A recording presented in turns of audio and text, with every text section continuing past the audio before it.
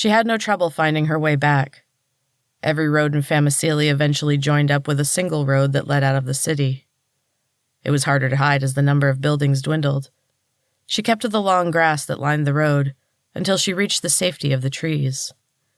Her heart grew a little lighter with each rolling hill she climbed. Maggie passed the turn to Thor's house and was struck with an inexplicable pang of guilt. Why? He would have killed you if you hadn't killed him first. It was hard to believe she'd done it. It bothered her that she couldn't remember. Maybe Trent was lying. For all she knew, maybe Thor was still alive. What about Kylie? She's the next one to beat. Kylie was a major downgrade from the best of the best, but she wasn't a threat.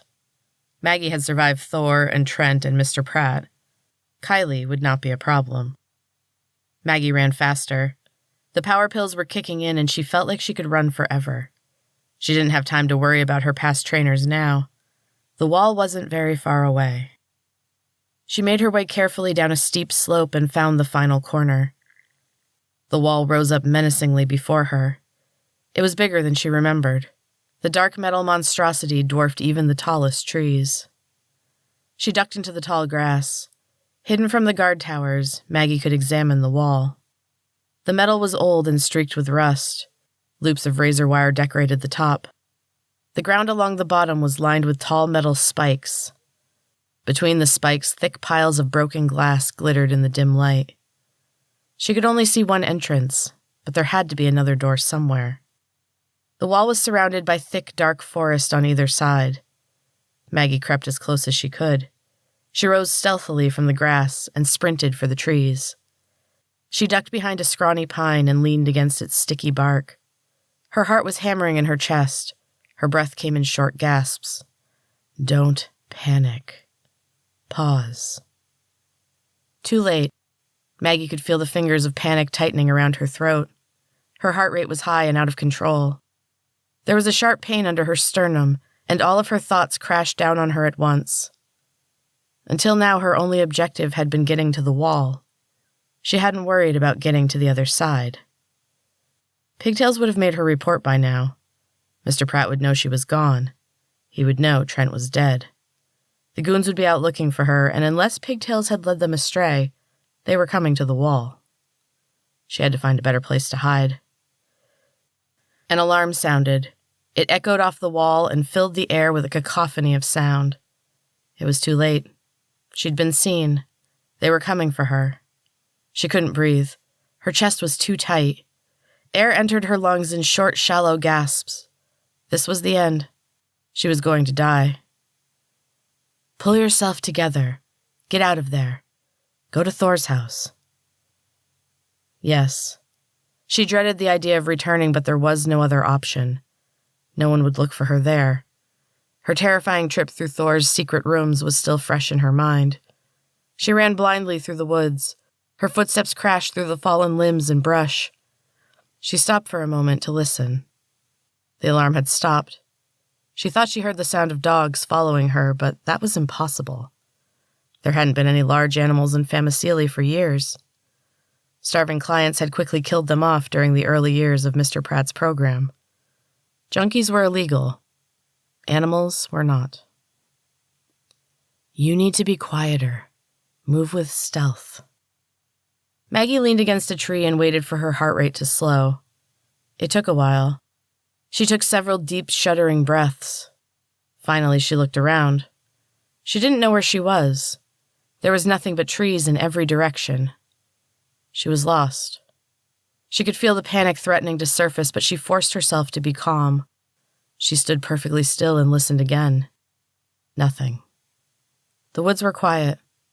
The alarms were no longer blaring, and there was no phantom dogs pursuing her. She took another deep breath and started walking. As long as she stayed in the forest, she would be relatively safe. As safe as you can be, anyway. She walked for a long time. The power pills were making her stomach queasy, and their effects were wearing off. The ground was sloping downward now.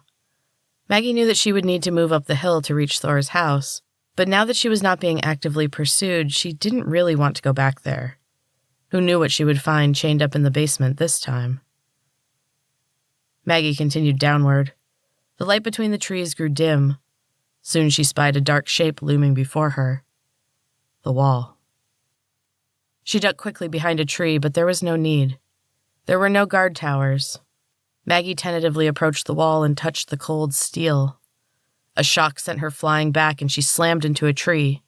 The air left her body in a rush, and she lay crumpled and dazed on the soft pine needle carpet. Okay, the wall is electrified. Interesting discovery. One more obstacle on the way to freedom. Maggie lay on the ground and stared up at her silent foe. She was tired. It came upon her all at once. She was utterly exhausted. She didn't want to run.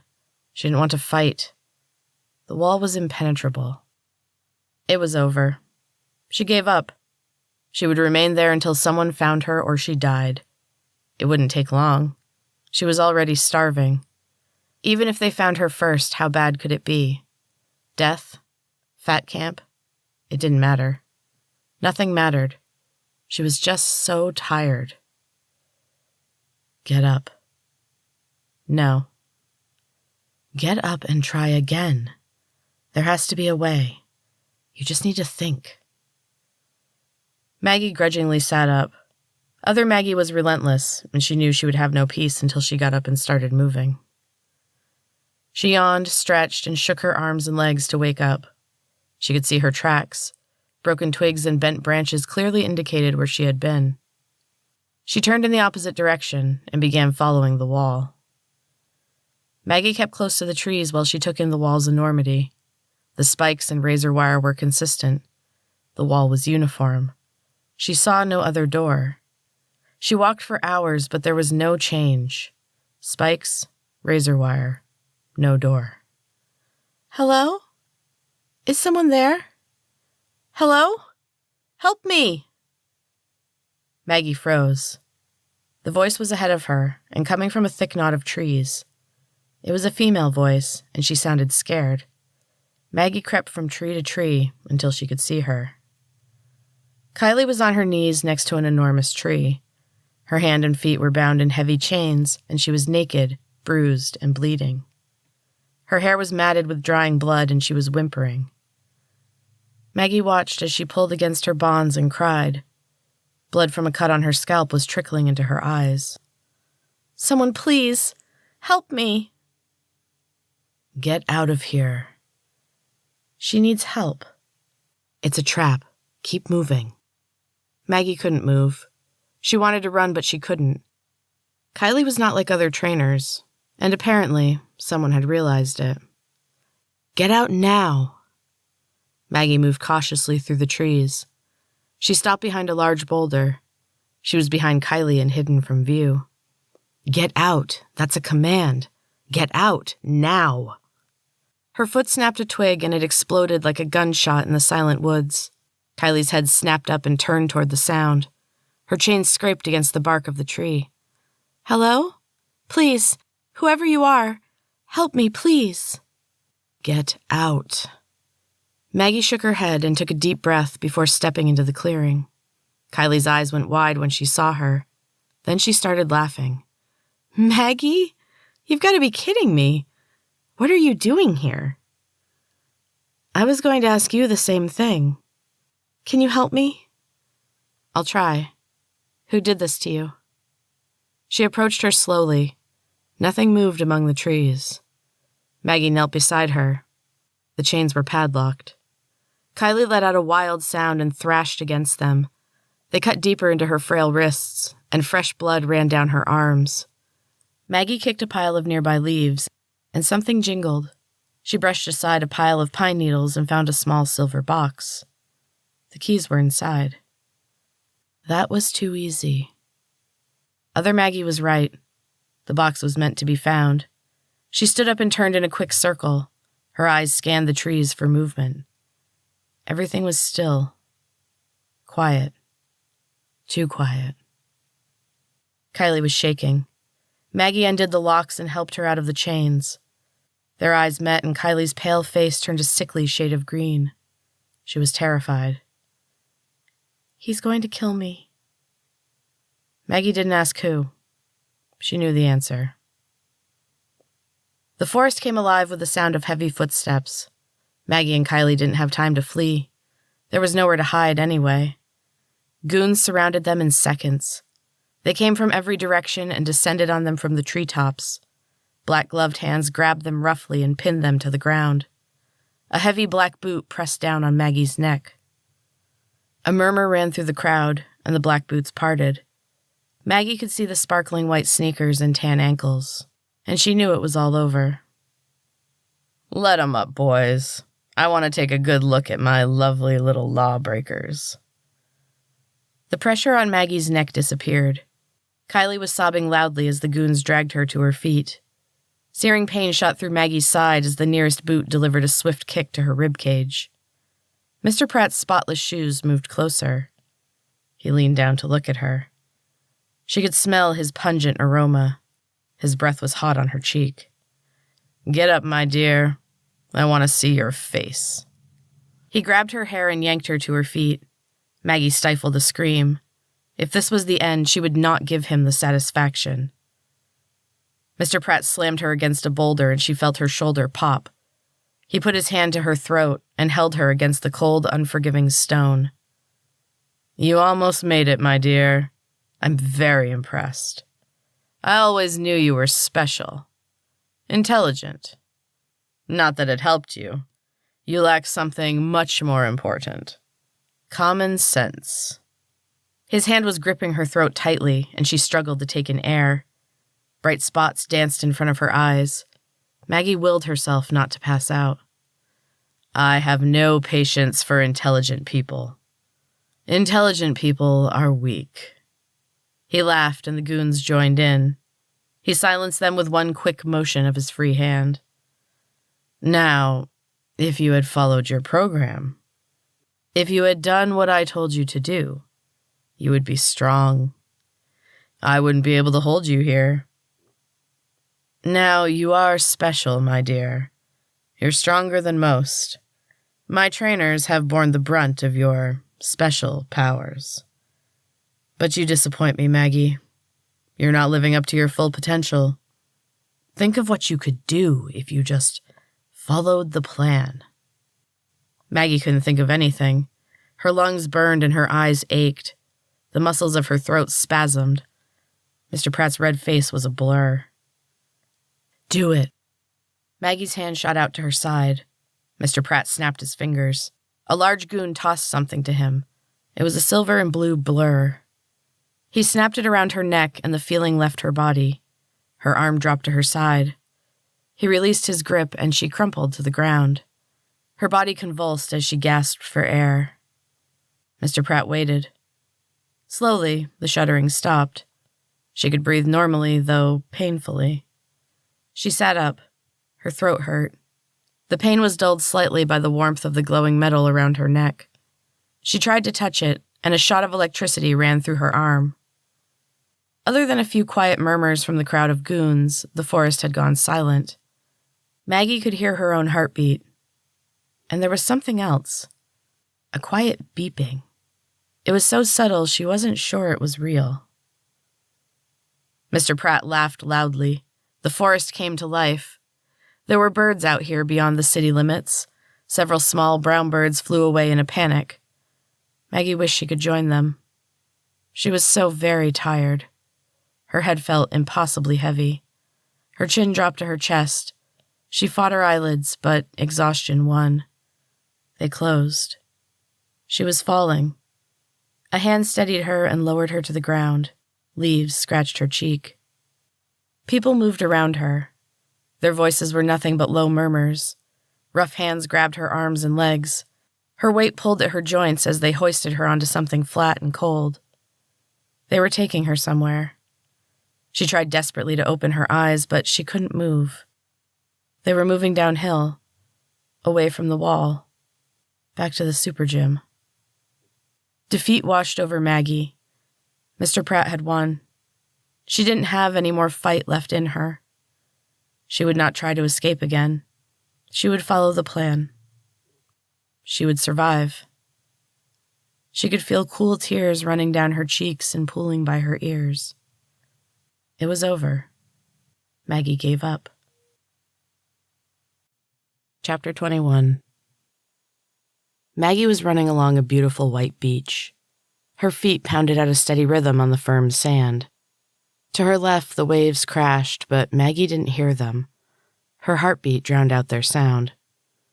She knew something wasn't right. Until her pounding feet and thudding heart, she had heard the whine. Steady and terrible. There was no sound of crashing waves, no cool ocean breeze. The air was flat and stale. She wasn't on a beach. She was on a treadmill. Maggie ripped the viewer from her head. An alarm sounded and she heard a low rumble at her side. Thor was standing by her elbow. He shook his head slowly and made a note in her file. But something wasn't right. Thor shouldn't be there, but Maggie couldn't remember why. He reached across her and punched the buttons on the display. The belt whirred faster. She wasn't sure how her feet were keeping up. She didn't know how long she'd been running, but everything from her waist down was completely numb. She turned her head slightly from side to side. This wasn't one of the numerous cardio rooms of the SuperGym. This was unlike any room she'd seen. The walls were painted a deep emerald green. Tiny flecks of gold littered the surface. The treadmill was the only one in the room. It was a top-of-the-line model with a large display and all of the bells and whistles. Thor adjusted the speed a little higher. He made another note. "No looking around," he sneered. His face was very close, and she again felt a strange unease. "Eyes front. Focus on the horizon." Maggie ran. It wasn't bad. She actually kind of enjoyed it. She was past the painful part, and everything felt good. She could run forever. Thor made another note. He was smiling, just a little. It was almost imperceptible, but it was there. Why did his smile make her sad? "All right," Thor grunted. "Cool down. Shower. Meet me outside." He pressed a few buttons and the treadmill slowed. He left the room without a word. Maggie turned off the machine and stood in the strange, silent room. One wall didn't look right. Every so often, the green and gold would disappear, and behind the wall was a room. A small, dark, wooden room. A room left over from before. Before the SuperGyms. Before Mr. Pratt. Maggie climbed off the treadmill and cast a cautious look toward the door. Another strange thing. There was no light above the door. No way of knowing if someone was coming. She crossed the room slowly. She reached out tentatively and touched the wall. Solid. Same as the others. She leaned against it and sighed. What did she expect? Something was wrong with her. That much was obvious. She couldn't think. Couldn't remember. Her legs wobbled beneath her. She gave in and slumped to the floor. Now that she was off the machine, she was feeling woozy. Pain was beginning to seep into her muscles. The feeling returned to her legs. She pulled her knees to her chest and sobbed. She rocked back and forth and wailed. She reached up to wipe away a tear, and her hand grazed her neck. A jolt shot through her arm. She remembered that feeling. She sat up and stopped crying. She remembered. There was something around her neck. She touched it again. Another jolt, and the smell of singed flesh. That was the problem. Maggie leaned back against the wall. She could feel the heat coming off her necklace. It was suffocating her. She rolled her head from side to side. The wall glitched. Heat filled Maggie's body. Lights flashed. There was a loud popping sound followed by a sizzling. She was blind. Darkness surrounded her. She could feel the matted floor beneath her. She could smell burning hair. Her hair. And she could hear her own screams. The pain was unending. Every inch of her was in agony. She wanted to die. She heard the door open. Someone entered the room. A slight breeze washed over her, and she screamed louder. "That's enough." Thor's voice. But that wasn't right. Thor was dead. Maggie opened her eyes. Thor was standing over her. He held the syringe in one meaty paw. Maggie tried to move, and it sent fresh waves of pain rippling through her body. "Hold still." He grabbed her arm roughly and jabbed the needle into the burned meat of her upper arm. Maggie started to scream. He plunged the clear liquid into her bloodstream, and she stopped. A cool spot formed in her arm and quickly spread over her entire body. The pain vanished. She felt alert and energetic. She could feel her body beginning to repair itself. Thor squatted beside her and looked at her over his dark sunglasses. "Better?" She nodded. "Good. Get up and follow me." She was surprised at how quickly her body healed. She popped up onto her feet and was able to keep up with Thor as he stormed down the pale pink hallway. What is this place? The carpet under her sneakers was lush and pale blue. The walls were a light, airy color spotted with the occasional painting of ballerinas or sunflowers. Everything was soft and delicate. Thor stopped walking. Maggie waited for her punishment. He had not turned to look at her, but she could see the tension in his back and shoulders. He was angry. He turned slowly. He held his heavy arms out stiffly at his sides. His hands were balled into fists. "No questions. Follow me." His voice was quiet, but Maggie followed without another word. The hall ended at a golden elevator. Thor punched the button aggressively, and they waited. When the doors slid open, they were looking out at the city of Famecili. The walls of the elevator were glass. Maggie was grateful for the bright golden floor as she stepped inside. They were in a tall building in the center of Famecili. She could see the purple lights of the very first SuperGym. Pratt Towers? Thor crossed his arms and turned his back to her. The Pratt penthouse, to be exact. No more questions. She'd found a weakness. He actually answered one of her questions. "Thor, why aren't you dead?" He shifted slightly, but he didn't look at her. "I don't know what you're talking about." "We fought. I did something. That part is hazy. Trent said you were dead." "Who's Trent?" This was not the real Thor. His hatred of Trent was not something he could hide. This was an imposter. It was true. Thor was dead. The elevator descended rapidly and lurched to a sudden stop. The doors opened onto another identical hallway of soft pinks and blues. Thor was off without another word and moving double time. Maggie had to jog to keep up. She marveled at the strength of her body. It felt better than it ever had before. Thor came to a sudden stop and she bumped into him. He glared at her over his shoulder as she leaned on him to regain balance. He shrugged her off and opened a door labeled 207B. The apartment was immense. The floor and walls were sparkling white marble. One entire wall was a picture window looking out over the city. An ornate golden chandelier lit the room with hundreds of twinkling white lights. Maggie stood in the middle of the room, staring up at it, until Thor grunted loudly. He motioned to the kitchen area. It was the same layout as the other apartments. A table, a chair, and a bed. The only difference was the furniture was covered in gold. Where the refrigerator should have been, there was a small gold door set in the wall.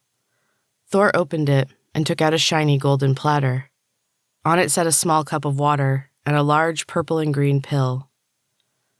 3 times a day you will open this door and consume what you find inside. No questions asked. Understood? Maggie nodded.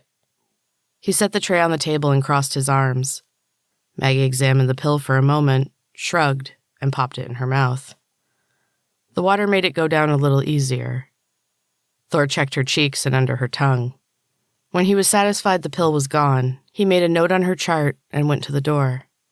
Maggie hurried over and put a hand on his arm. "Thor, do you have to go?" He looked at her briefly. His sunglasses hid his expression. He shrugged her hand off and opened the door. Left alone in the apartment, Maggie didn't know what to do. She paced the giant room until it began to grow dark outside. The chandelier's brilliant light was magnified by the marble, and the walls seemed to glow. Maggie squinted against the glare. It was giving her a headache. The walls were smooth and seamless. The door was covered in gold but made from a much heavier metal. It had locked automatically when Thor left. There was no way out. A loud, incessant beeping distracted her from her thoughts. A red light above the small door in the kitchen was flashing. There was no handle on the door. Maggie touched it and it popped open. She took a step back. A robotic arm lifted the tray and carried it to her. There was another tiny cup of water and another pill. She picked up the pill and examined it. An alarm sounded. The tray began to shake. It flipped over, knocking the tiny cup to the ground, and revealed a scanner. The screen lit up, and it cast a bright green glow as it ran over her. When it reached the pill, the alarm grew louder and more urgent. Okay, I'll take it. Maggie put the pill in her mouth and swallowed hard. She opened her mouth and the scanner checked. It beeped twice, and the alarm was silent. The scanner flipped over, and the tray returned to its original place. The gold door snapped shut. Silence once again filled the apartment. She picked up the tiny cup and ran her finger around the edge. The plastic was smooth. It could not be broken or used for escape. It was useless. Maggie tossed the cup onto the table and sat down. Did she want to escape? The apartment was so much nicer than her old place, and the workouts were milder. She missed real food, but the pills made her feel comfortably full. It was a strange new sensation that she could not remember ever having before. Why would she want to leave? Her neck was growing hot. She reached instinctively for her throat, and another jolt shot through her. A wave of heat rushed through her body, and the lights flashed. On, off. It was milder this time. It didn't burn with the same intensity, and she recovered much quicker. The necklace was a ring of pain. Why did she have to wear it? She couldn't remember. If she tried to think about it, the band grew hot. It burned deep into her skin. Better not to think. If she followed her plan, the band stayed cool. It soothed her singed skin. This made her feel uneasy, but she couldn't remember why. Maggie lay down on the bed and stared up at the twinkling chandelier. It glittered high above her, impossibly out of reach. 3 golden rings hung from smallest to largest. On each were hundreds of thin, needle-like glass pieces. They looked sharp. Chapter 22. Maggie woke sometime later. Everything looked exactly the same, but the red light was flashing. The alarm wailed incessantly. She staggered across the room and opened the door. When the pill and cup were offered, she took them and swallowed the pill without hesitation. She hid the cup behind her back until the tray returned to its place and the door shut. Now she had 2 cups. Why did she want 2 cups? Maggie couldn't remember, and the necklace was getting warm. She placed the cup on the table and resumed pacing the room. There was nothing else to do, and her plan called for extra movement whenever she could fit it in. Pacing burned more calories. Maggie wondered when the next weigh-in day would be. She hadn't been on a scale in days, and she was feeling thin. It felt good. The door swung open and Mr. Pratt entered. Maggie stopped pacing. He stood just inside the door with his hands on his hips. Instead of his usual all-white outfit, he wore a pair of black running tights and a purple and green robe. He circled her silently, like a predator stalking his prey. He reached out and ran his hand through her hair. Maggie tried not to flinch away. He took her chin in his hand and turned her face from one side to the other. He grunted and walked around her a second time. His dark eyes inspected her from every angle. Suddenly, his loud laugh shattered the silence of the room, and he slapped her ass. "Now that's more like it, my dear." He snapped his fingers, and a dietitian appeared in the doorway. He was tall and pale and wore round glasses. Maggie felt her stomach lurch, and her heart rate quickened. This man was familiar. He made her nervous. Her chest was tightening and her right arm was starting to tingle. There was a loud zapping sound. Sparks spewed from the necklace. Mr. Pratt frowned. "Something wrong, my dear?" Maggie shook her head. "No, sir." Her voice was barely a whisper. The dietitian was coming closer. Her heart was in her throat. Mr. Pratt pointed to the areas of her body while he spoke. "She's making progress. Well done, Michelson. This new program is your best yet." "Yes, sir. Thank you, sir." Michelson pushed his glasses up on his nose. Maggie fought the urge to scream. What was wrong with her?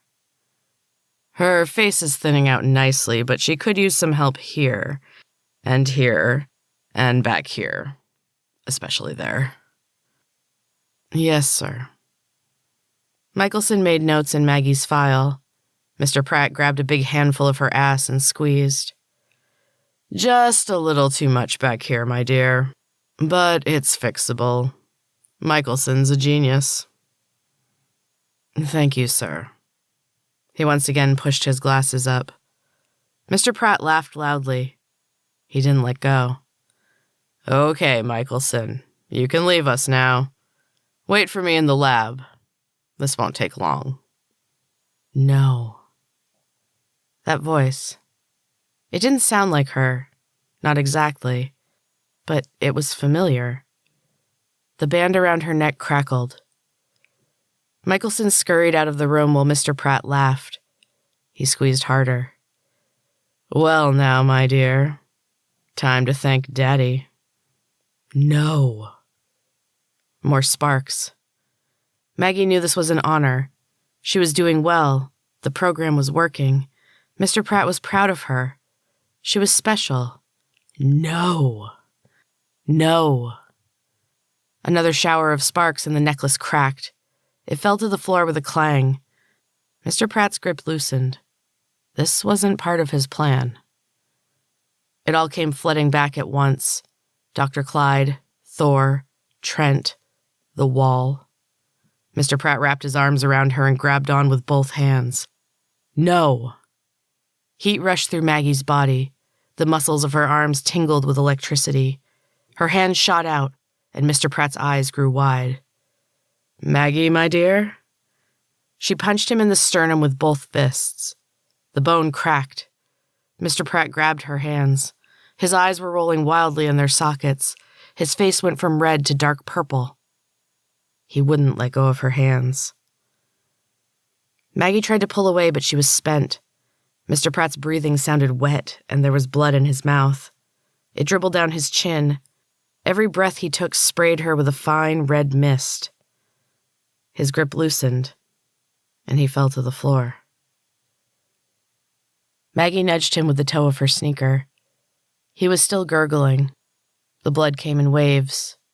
It wouldn't be long. A shuddering breath bubbled out of him. Maggie stepped closer. He was gone. She turned away and then screamed when his hand shot out and grabbed her ankle. But his grip was weak, and his hand was slick with blood. She pulled away easily. Mr. Pratt groaned. Another long, wet breath escaped his lips, and then his body was still. Maggie stared at him, waiting for another breath, waiting for his hand to creep toward her. Nothing. She was crying. Tears soaked her cheeks. Her body was growing warm. She opened her hand and the golden chair flew into the air. It made a wet smacking sound as it landed on Mr. Pratt's lifeless body. She opened her other hand and the table flew up. The bed followed. She balled her hands into tight fists. When she opened them, the chandelier crashed down and impaled his lifeless body with hundreds of tiny glass daggers. Maggie stood over what was left of his body. She wanted to continue, but she was out of furniture. "You've had your revenge. Now get out of here. Run." It was nice to have other Maggie back. She threw open the door and sprinted down the hall. Every door looked exactly the same. Every door had a lock. She reached the end of the hall and found another elevator. but no stairs. Do it, now, before it's too late. Maggie punched the button and waited. The hall was empty. From a room nearby, she heard grunting and counting, the sounds of a private workout. She had to get out of there. Where is the damn elevator? The bell dinged. A light came on. Maggie stepped into a golden box and the door slid closed. No windows. She leaned against the wall and breathed a small sigh of relief. She examined her reflection. Her face and hands were spattered in blood, and there was a reddish-brown smear on her ankle. She hoped there would be somewhere to hide when the doors opened. The elevator stopped suddenly and Maggie's stomach dropped. She took a deep breath and waited for the doors to open. She was poised and ready to sprint. The bell dinged. The doors slid open. Kylie and Andy blocked the opening. They were both clad in skimpy trainer uniforms and stood with their feet spread and their hands on their hips. Behind them stood row upon row of Mr. Pratt's goons. Each wore a black sweatsuit and a mask. They held various weapons in their gloved hands. There was at least 50 crammed into the small hallway. Maggie backed up until she bumped into the wall. She was trapped. Andy was grinning. She looked eager and ready to strike. Beside her, Kylie looked concerned. Andy put a foot in the elevator and held the door open with her muscular leg. Well, well, well. Look, Kylie. It's Mr. Pratt's #1 client. Someone finally learned how to follow her program. Look how good she looks. Isn't she just the best? Andy's voice was unnaturally high, and it rose with every word as she spoke. Mr. Pratt's #1. Let's fast-track her to the trainer program. She's SuperGym's biggest success story. Aren't you so very special? She leaned in close to Maggie and started laughing. Looks like Mr. Pratt wasn't right about everything after all. He had a blind spot for you. I, personally, couldn't understand it. You're not special. You're just another addict. You should be dead by now. Andy, that's enough. Kylie spoke quietly, but her voice was strong. Andy stopped speaking. They got into the elevator, but stopped the goons when they tried to follow. Kylie linked her arm through Maggie's and smiled. We're going to have a little chat with our star client. Wait here.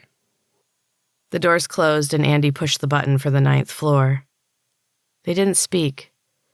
The elevator whooshed to a stop and Kylie tightened her grip on Maggie's arm. Andy grinned. The bell dinged.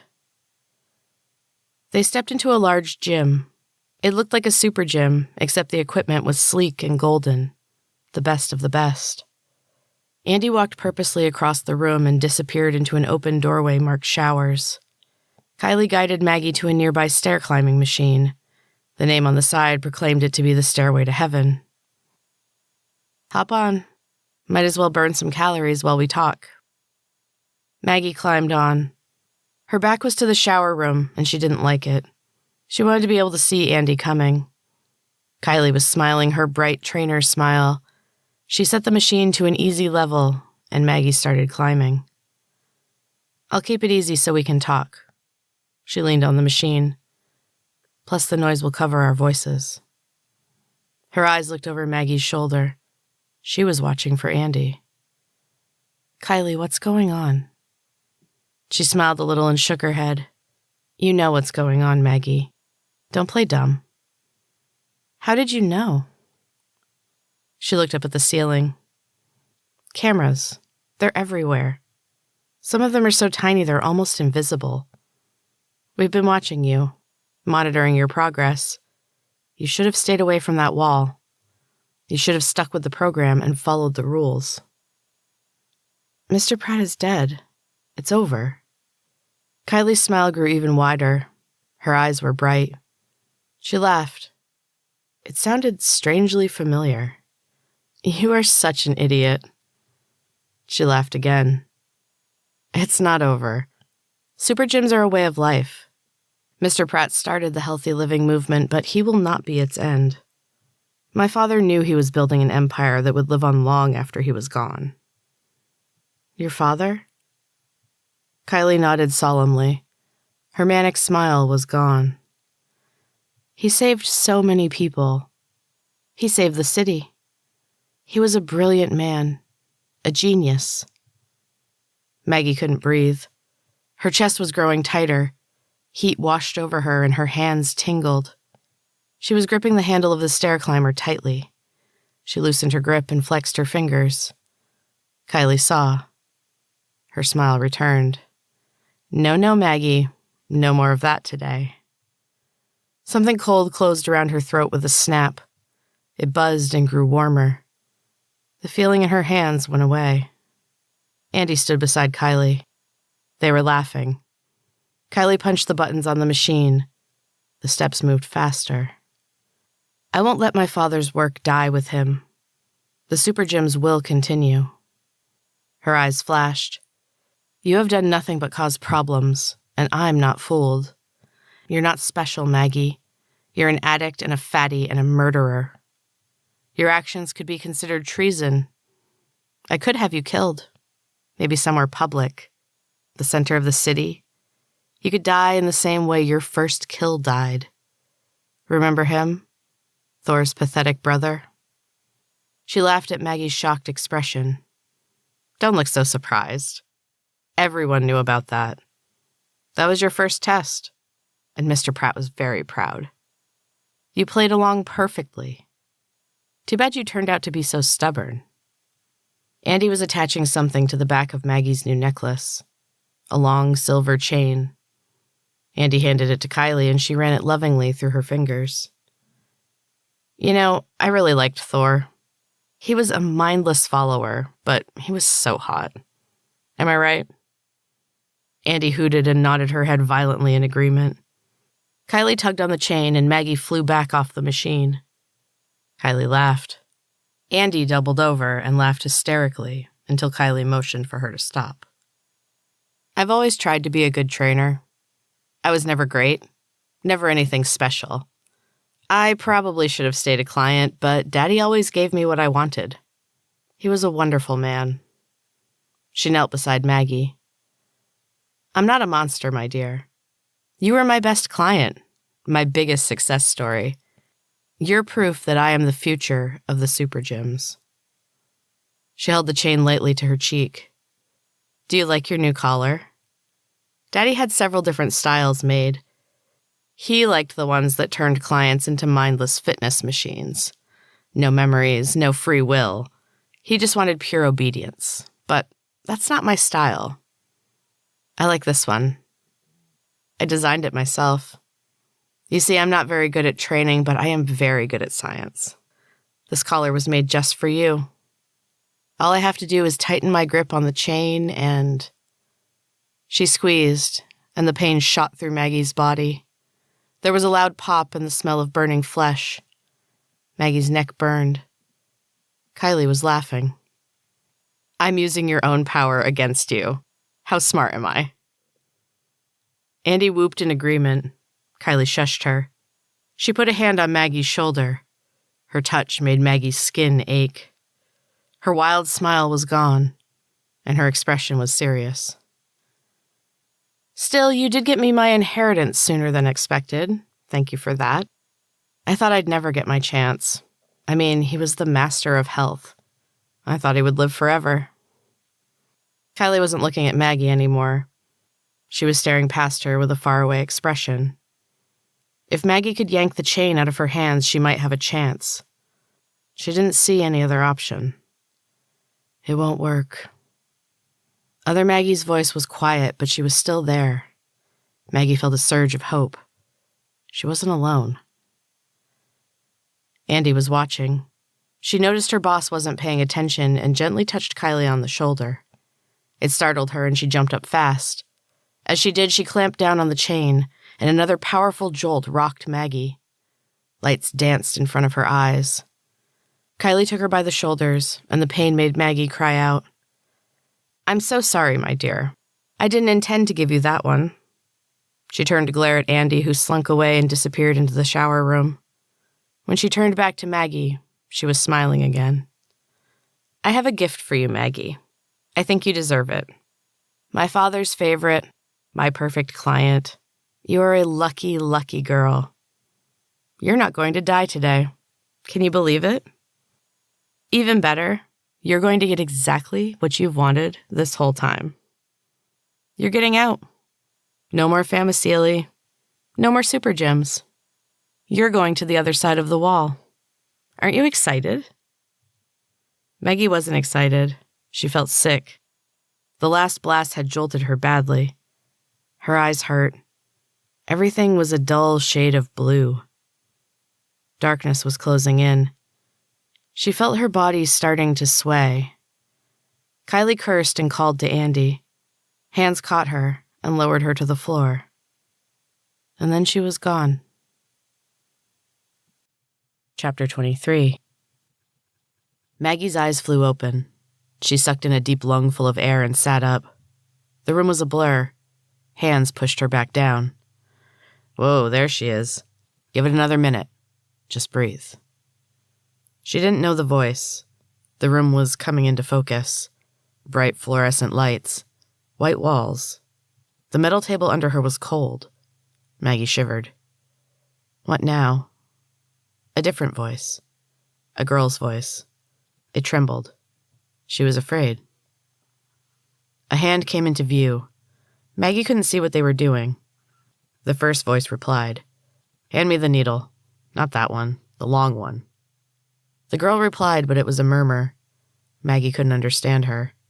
Hands moved. Something silver flashed in the blinding light. There was a sharp pinch on her arm. It felt cold. Then she was falling. The table was gone, and she was falling faster and faster. Maggie braced for impact. She woke with a start and found herself seated in a straight-back chair in a strange gym. It was not one of the SuperGyms. It was too sterile. Gray machines, gray walls, long gray pipes snaked down from the ceiling. Frayed black and red cables poked out of the pipes. Andy attached the cables to a treadmill, and the machine came to life. It beeped and the belt began to move. It whirred faster and faster. Kylie appeared at Maggie's side and grabbed her arm. She hoisted her out of the chair and gave her a push toward the whining machine. Maggie stumbled and caught herself on the handrail. The belt was moving too fast. Get on. Kylie's eyes were dark. Over her shoulder, Andy was grinning. I can't. It's going too fast. Kylie grabbed a handful of Maggie's hair and pulled. Hard. Maggie felt the hairs tearing out of her skin. She yelped and Andy laughed. Kylie didn't find it quite so humorous. She yanked Maggie close. I don't accept the word can't. Get on. She placed her hand in the center of Maggie's back and pushed. Maggie stumbled onto the machine and scrambled to make her legs move. Level 8.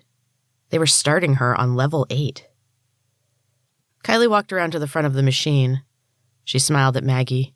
She motioned for Andy to join her, and they stood with their arms around each other watching Maggie struggle. Kylie sighed contentedly. I can't tell you how happy this makes me. You don't know how long I've hated you. How many years I have waited for this moment. Andy gave her a squeeze, and Kylie flashed her a beaming smile. Welcome to your new home, Maggie. Do you like it? Maggie knew not to answer. Kylie's smile grew bigger. Your new identity is T4200. You have no name. You are nothing but a number. Don't forget it. You will run all day, every day. What about bathroom breaks? Andy laughed. Kylie grinned. She was showing too much teeth. It made her look feral. No need to worry about that. The machine takes care of everything. There are no breaks here. Where am I? They started to laugh and Maggie shivered. They shrieked and doubled over, slapping their hands on their thighs. Kylie's thighs jiggled. She would have to take care of that. You're as bad as Mr. Pratt. Maggie's feet tangled beneath her. She tripped and went down hard. The belt flung her off and into the machine behind her. Her head bounced off the floor and she saw stars. This caused a new wave of laughter from Kylie and Andy. They held their sides and howled. They stood over her as they tried to contain their mirth. Andy was breathing hard, and an occasional giggle still slipped out. Kylie recovered much faster. She narrowed her eyes at Maggie and kicked her swiftly in the ribs. Pain exploded inside her, and she felt the bones crack. Kylie knelt beside her. "I thought you would have figured it out by now. I mean, come on. You're not that dumb." She stood up and gestured grandly to the gray mechanical monsters that surrounded them. "Welcome to Fat Camp, Camper T4200. Andy dragged Maggie back to her feet. "Back on the treadmill. No breaks at Fat Camp. Get on there and keep running. Run till you die." She lifted Maggie onto the treadmill and held her in place until Maggie's feet caught up with the belt. Maggie marveled at the woman's strength. Andy removed her hands and Maggie grabbed the sides. Her toe caught on the belt and she stumbled. She did not fall. Her legs ached. Every muscle was burning, but she was holding on. Kylie and Andy turned their backs to her and began walking away. Kylie paused briefly in the doorway and looked over her shoulder at Maggie. "Is this everything you thought it would be, Maggie?" Maggie couldn't respond. She couldn't breathe. Her face was flushed. Sweat stung her eyes. Kylie laughed quietly and shook her head in disbelief. "You really thought it would be better over here? Like a fairy tale? Everything on the other side of the wall is good and pretty and nice. It balances out the evil on our side. Is that what you actually thought?" Maggie's chest was tight. She couldn't get enough air. Her hand was tingling. "The thing is," she was coming closer. Maggie's hand was burning. "You think there's a line. Good on one side, bad on the other. That's not how it is. Good and bad are meaningless words. What's good for me may not be so good for you." She smirked. "You were so focused on getting to the other side of the wall. Did you really not know what was over here? Where did you think Fat Camp was?" Maggie had never considered it. Everyone said it was in an old mill on the edge of the city limits. "It was in the beginning. We've had to..." She thought about it for a moment. "Expand the operation since then." Maggie didn't plan it. Her hand flew up to her throat. She felt the heat and heard the distinct zap of electricity. It blasted her off the treadmill and threw her into a little old man who was jogging feebly on the machine nearby. She had not noticed him before. They fell in a tangle and Maggie heard a crack. The man cried out and grabbed his leg. His thigh was bent at a bad angle, and his high, thin wail pierced her. The room was swooping around her. Andy and Kylie were colorful blobs moving toward her. She tried to raise a hand to fight, but it was weighted down as if stuck to the floor. Andy's voice suddenly emerged from the din. "Out cold. What do we do now?" "Leave her here for the counselors. I'm sick of her. I have better things to do. I have to run the SuperGyms. In honor of Daddy." "Your father would be so proud." "I know, right?" They left her there. The old man was still wailing, but they did not acknowledge him. Someone else would take care of them. The counselors. Maggie had heard the rumors. Everyone had. The counselors were trainer rejects, strong but unable to attain the ideal. They were full of hate and thrived on inflicting pain. Every year the tales of Fat Camp's bloodthirsty counselors grew more embellished, more terrible. Maggie didn't believe they were true. They couldn't be. There couldn't be a place more violent and degrading than the SuperGyms. There couldn't be anyone more heartless and cruel than the trainers. She had always secretly believed that Fat Camp didn't really exist, that it was a cover for the real truth, that there was nothing after the SuperGyms. If you didn't lose weight, if you didn't follow your plan, you died. It was the SuperGym slogan, get fit or die trying. The counselors appeared swiftly, muscles bulging, disfigured faces leering above her. Large hands roughly pulled her away from the old man. He was shrieking. A counselor punched him in the face. His jaw made a horrible crunching sound, and he fell silent. He dropped back onto the floor. The smaller of the two Goliaths grabbed his feet and dragged him past the rows of treadmills and out of sight. A hulking mass of muscle stood over her. His skin was coppery and slashed with thick, dark scars. He licked his lips. Drool hung from one corner of his twisted mouth. Maggie watched with mute horror as it dripped down onto her leg. She tried not to scream.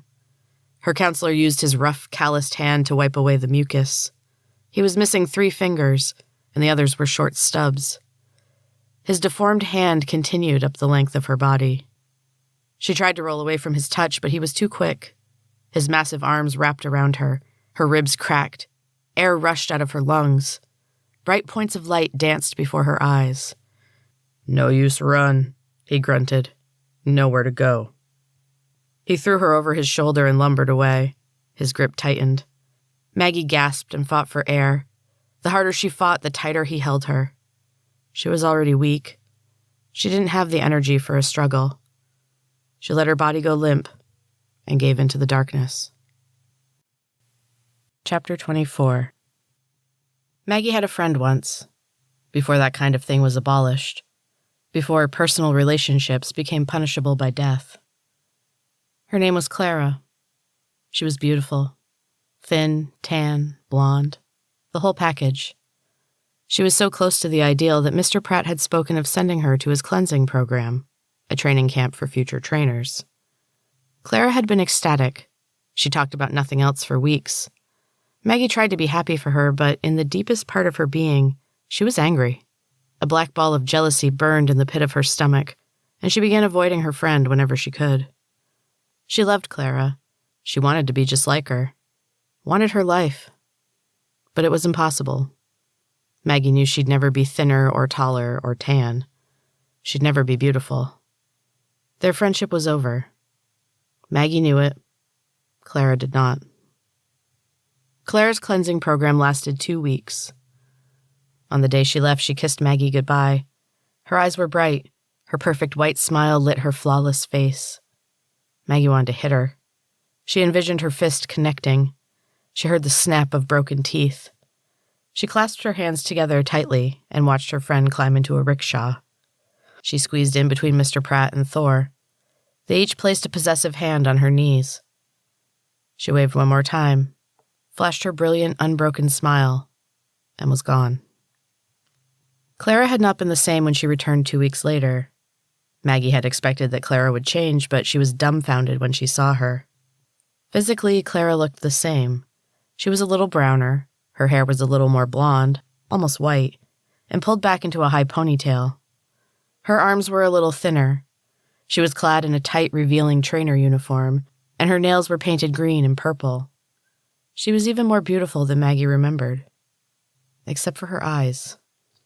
Her brilliant blue eyes were now dark, the color of soot. Tiny wrinkles showed at the corners. Though she wore a constant smile, her eyes were dull. There was no light left in them. No life. She looked through things and seemed incapable of focusing on what was in front of her. Maggie always had the unnerving feeling that Clara was looking at something beyond her. One night, about a week after Clara's return, Maggie heard a quiet knocking on her door. It was after lights out, and she was living with Monica at the time. Monica was snoring softly in her bed. Ever the perfect client, she fell into a heavy sleep the moment the lights went out, and never woke until the morning bell. Maggie padded quietly to the door. Clara stood in the hallway. Her eyes were red-rimmed and wild. They rolled around and never quite stopped to focus on anything. She grabbed Maggie's arm in a painfully tight grip and yanked her into the hall. She didn't speak. Maggie was afraid to ask where they were going. She'd snuck out a few times before, but she was still new to rule-breaking. Her heart hammered in her chest as she tripped and stumbled after Clara, whose fingers were still dug deep into the flesh of her arm. Down the stairs and out into the night. Clara dragged her through an alley and shoved her behind a pile of old mattresses. They stunk of soiled bodies and something else. A sharp metallic scent that made Maggie gag and throw her hand over her nose. She recoiled and tried to pull away, but Clara was diving under one of the sagging mattresses. She still hadn't released her grip on Maggie's arm, and she pulled her into the fetid pile. Behind the mattresses was a small door. The cement wall of the building had been chipped away, and a wooden door had been fitted into the hole. Clara pushed on it. It didn't budge. Something cold and slick slid down Maggie's cheek, and she stifled a scream. Clara let go of her arm and threw her weight against the door. It gave way, and she tumbled into the darkness beyond. Maggie crept forward. The smell from the mattresses was overwhelming, and she fought the urge to turn and run. Her curiosity was piqued. Clara turned on a small battery-powered lamp. The room was filled with trash. Old treadmills, broken punching bags, and rotten yoga mats filled the space. Clara sat on the dirt-covered floor near a rusty pile of weights. Her face was dirty and streaked with tears. Her hands clawed absently at the dirt, and she shivered violently. Maggie went to her and wrapped an arm around her trembling shoulders. Clara didn't look at her. She was staring at the wall, or maybe through it. Her eyes had the same dull look. It seemed to cut through the cement to something horrible that Maggie could not see. They sat in silence for a long time. The room was hot and oppressive. The air was stale, but it smelled better than the mattresses. Maggie was grateful for that. Though she held Clara, there was a distance between them. Maggie couldn't shake the overwhelming feeling that her friend was dead. Her body was there, solid under Maggie's hands, but there was nothing else.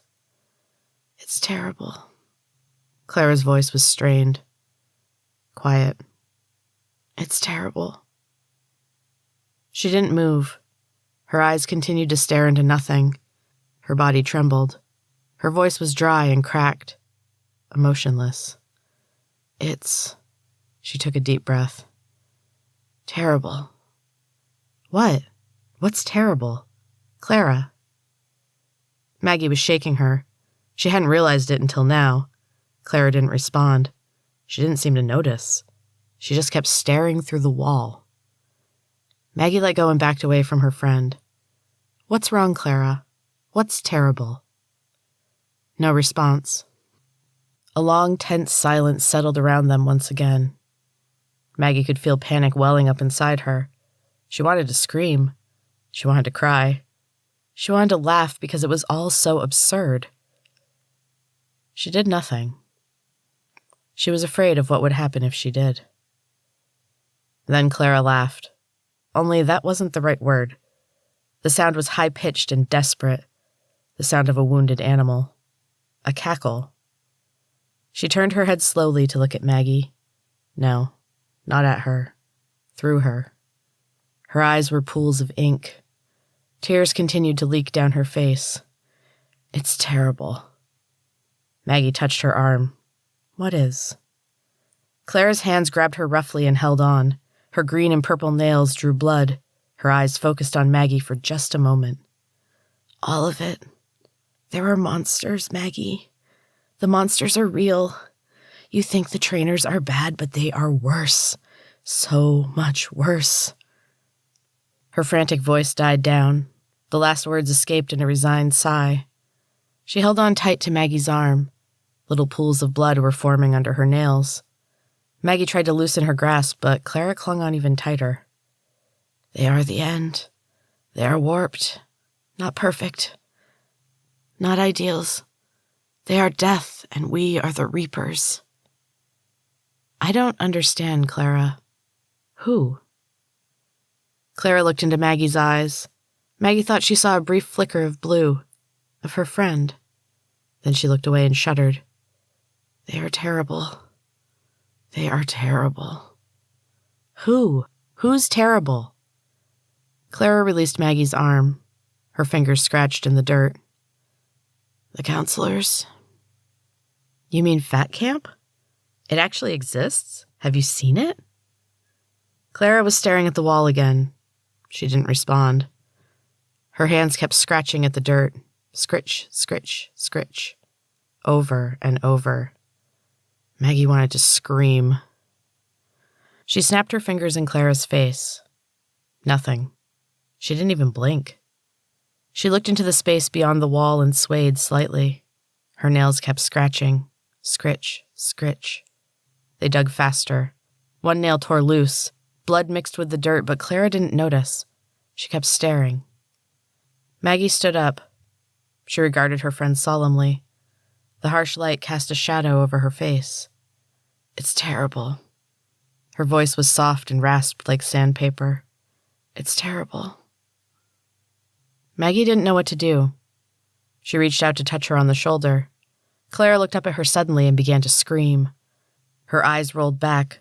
The whites were streaked with tiny red veins. Her body spasmed violently. One hand shot out and grabbed Maggie's arm. Clara turned her face to Maggie. Her eyes were still haunting white emptiness. She flashed Maggie a bright smile and brought her head down hard on the stack of rusty weights. There was a sickening wet crunch. Clara's hand slid away from Maggie's arm and fell heavily to her side. Blood pooled in the dirt, making a thick black mud. Maggie couldn't move. She stared helplessly at the remains of her only friend. She could feel a scream bubbling up inside her. She had to go, had to get back to her apartment unseen. But her feet remained anchored in place. She didn't want to leave Clara in that foul, unhappy room. Then she heard voices. Deep voices. They were in the alley just outside the door. She couldn't make out what they were saying. Her heart was thundering in her ears, but her feet were free. She edged cautiously toward the doorway. "I saw them go down this alley." Maggie didn't recognize the voice. It was a low, snake-like hiss that sent chills up her spine. It wasn't a trainer. No trainer had a voice like that. The second voice she recognized immediately. "Well, they're not here now. Go check the other alleys. Don't come back until you've found her." Thor. She'd know his deep, thunderous voice anywhere. "Yes, boss," the first voice hissed. Maggie heard footsteps moving away. The alley was quiet, but she hesitated. There was a soft thump and the sound of a mattress being dragged away. Then Thor's voice, softer now but still resonant, spoke from just outside the door. "Come on out, girls."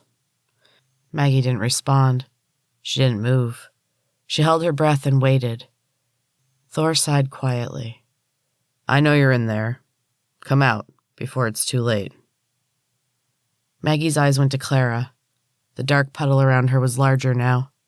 Her body had slumped to one side, and Maggie could see the white bone poking through the large gash on her forehead.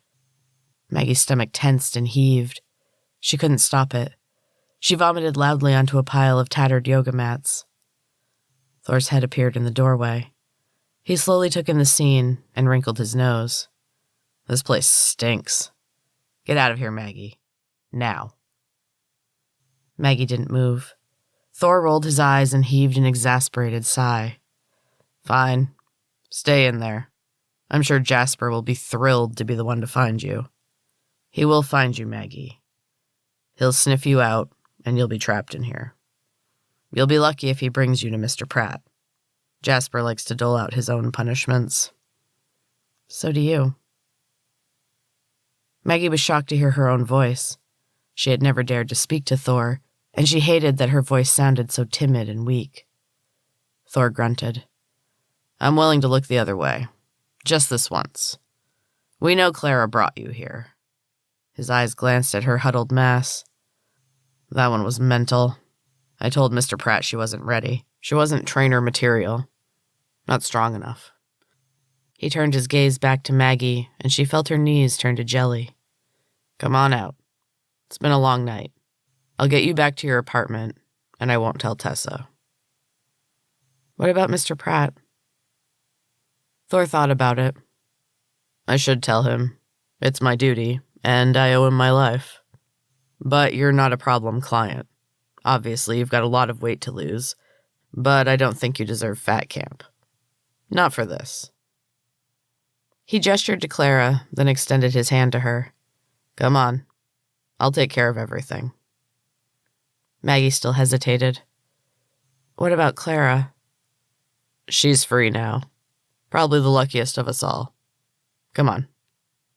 Maggie squeezed through the doorway and pushed her way through the fetid mattresses. Thor wrapped a large hand over her shoulder. "You know, you'd be pretty if you lost all that fat." She looked up at him and was astonished by his smile. His hand slid down her front and groped her breasts. She tried to move out of his grasp, but he slammed her against the wall and held her there with his body. Maggie heard the sound of pounding footsteps. Thor took a step back, and she darted away from him. Then she stopped short. A large shadow blocked the end of the alley. "Yes," the voice hissed. "You found them." Jasper advanced slowly down the alley. His massive form filled the space. One leg dragged behind him. Thor was right behind her now. Maggie was trapped. "Duck," Thor called out, and Maggie dropped to the ground. A bright light illuminated Jasper's face, and he hissed. Maggie screamed. His face was a grotesque lump of scar tissue. One ear was partially melted. The other was a gaping hole on the side of his face. His lips parted in a sneer, and his black tongue darted in and out of his mouth. His eyes were narrow slits in the waxy flesh, but he shielded them with his gnarled hands. He was a monster. Thor threw himself on Jasper. They were equally as strong, and they stayed frozen in what could have been a lover's embrace. Their muscles strained. Veins popped. Maggie scrambled to her feet and darted down the alley. She turned as she reached the street and saw Thor go down. Jasper wrapped his hands around Thor's neck. His fingers dug deeply into the flesh. Thor clawed at his hands to no avail. "You think you're better than me? Not so special now, are we, trainer?" Maggie's chest grew tight.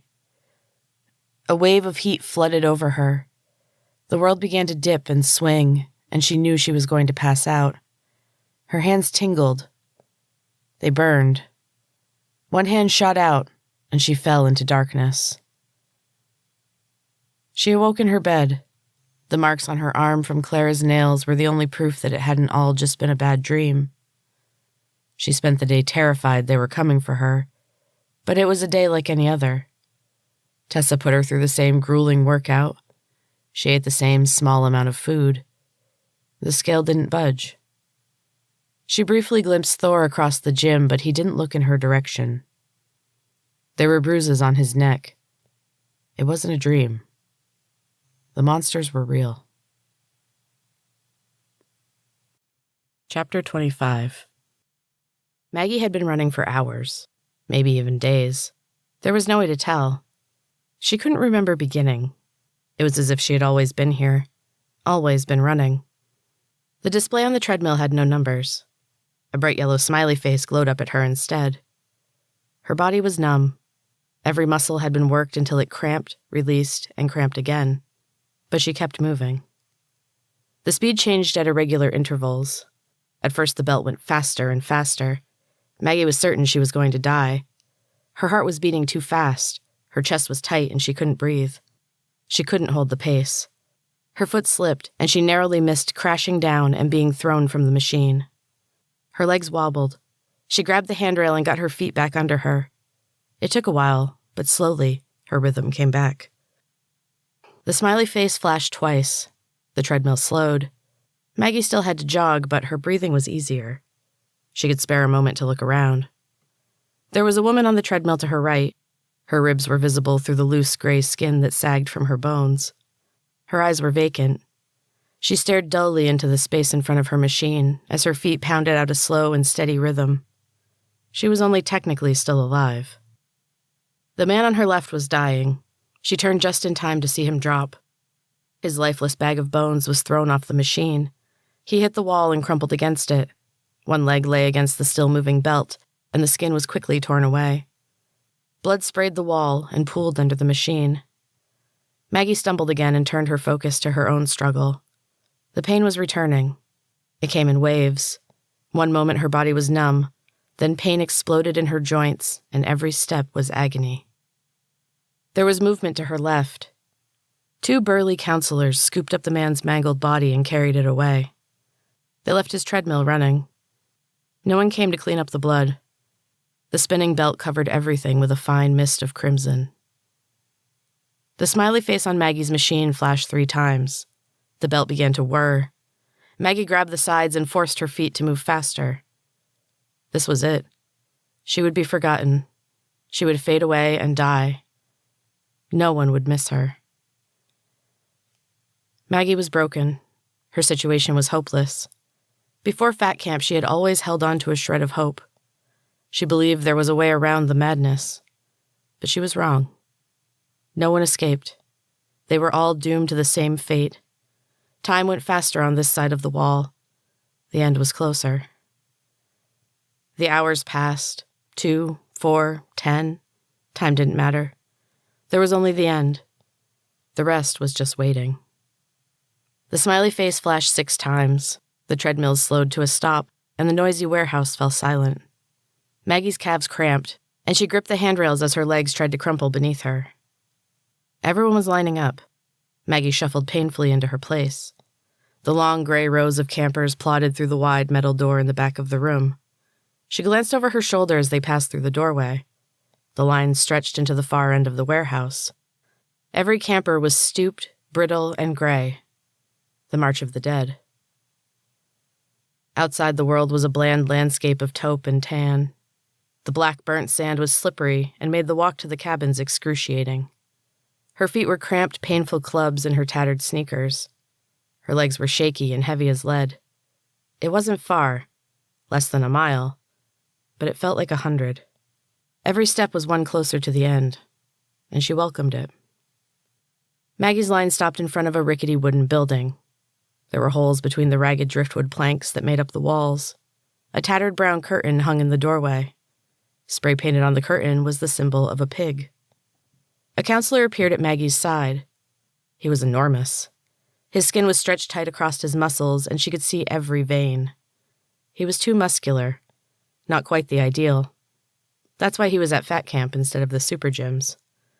It would be hard to hide this monster anywhere else. He pointed at her with a beefy finger and growled. "You. This is your cabin. Pig Cabin 12. You sleep here. Share a bunk with camper R2267.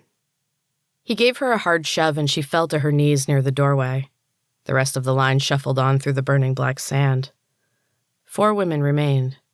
They regarded her sullenly. Maggie shaded her eyes from the dazzling orange light of the setting sun. She examined her bunkmates. They were more muscular than the waifs that had occupied the treadmills around her. They had the same sagging gray skin, but that was the only similarity. These women were round and hulking. They were fatties like Maggie, but there was muscle under the fat. Mr. Pratt hated this type of woman. Strong but not thin. A woman that would put up a fight and not just bow to his will like everyone else. One woman stepped forward and offered her hand to Maggie. She was beautiful. Her muscles popped under her dark, flawless skin. Her hair was wound around her head in an intricate braid, and a long white scar decorated her throat. She tried to smile, but it was more of a grimace. She was missing several teeth. "You're Maggie." Maggie stared at her. The short blonde woman near the cabin's entrance laughed. "Yeah, we know who you are. Everyone does." The beautiful woman pulled Maggie to her feet with one strong, swift motion. "I'm Lindy. That's Maureen, Kate, and Tanya. Welcome to Pig Cabin 12. Sorry you have to join us." Maureen and Kate slipped inside without acknowledging her. Tanya, the stocky blonde, sighed and cracked her knuckles. "Don't mind them, they've been here too long. Their spirits are broken." "What about you?" Tanya considered Maggie's question. "Not yet. Close, though." She stretched her arms overhead. They were tattooed from shoulder to wrist. Black and red dragons danced through a waterfall of flowers. She ran her thick fingers through her hair. It stuck up in random places. Her eyes were tired and ringed with dark patches of skin. Tanya lowered her arms and heaved another large sigh. "This place will get to even the strongest of us. Eventually." Lindy nodded grimly. She gestured with her long, toned arm to the desolate brown hills and broiling sand. "This is it. This is how we die. It's hard to accept, and acceptance is death." She suddenly looked very tired. Her face was haggard and not nearly as beautiful as she had first seemed. Maggie looked around. Rows of derelict cabins stretched as far as she could see in every direction. How big is this place? Tanya tipped her head to the side and her neck popped loudly. She shrugged. "Big? There can't be many people left in Famecili. Most of them are here." Lindy shook her head. "It's not just Famecili. There are some from other cities. Maybe other countries, who knows? It doesn't matter. There is no hope. This place is the end. Tanya was staring at her. Her muted blue eyes were wide. She put a hand on Maggie's shoulder and squeezed. Maggie winced. Everything hurt. Tanya wrapped her arm around Maggie. Now that you're here, we have hope. We know about you. You're the unbreakable one. Maggie's face was hot. She couldn't meet Tanya's intense gaze. I'm as breakable as anyone else. Her voice was a whisper. Tanya looked away. Oh, she said quietly. That's too bad. Her whole body seemed to sag. Her eyes were hopeless, and her arm dropped away from Maggie's waist. She pushed the blanket aside and entered the bunk without another word. Lindy watched her go. Don't mind her. We lost a bunkmate this morning, and they were close. It broke Tanya's spirit. She's given up, even if she doesn't realize it yet. I'm sorry she's disappointed, but I'm not unbreakable. Look at me. I'm broken. I've lost. You said it yourself. This is the end. Lindy gave her a sidelong glance. There is always hope. Many of us would fight. We just need a leader. That's not me. Too bad. Lindy was angry. Her hands balled into fists at her sides. Her jaw was set in rigid defiance. Maggie understood how she felt, but there was nothing she could do. She couldn't lead a revolution. She couldn't sacrifice herself for them. She wanted to survive. Lindy disappeared inside the cabin. Maggie stood uncertainly by the doorway. Her hands strayed to her throat. There was a slight buzzing sound. Her fingertips tingled, and she lowered her hand. A dark, hulking mass was approaching. The behemoth counselor had returned. He was barreling down the path between the cabins. His face was a purple mask of rage. He was screaming as he ran. You! T-4200, get in your cabin! Now!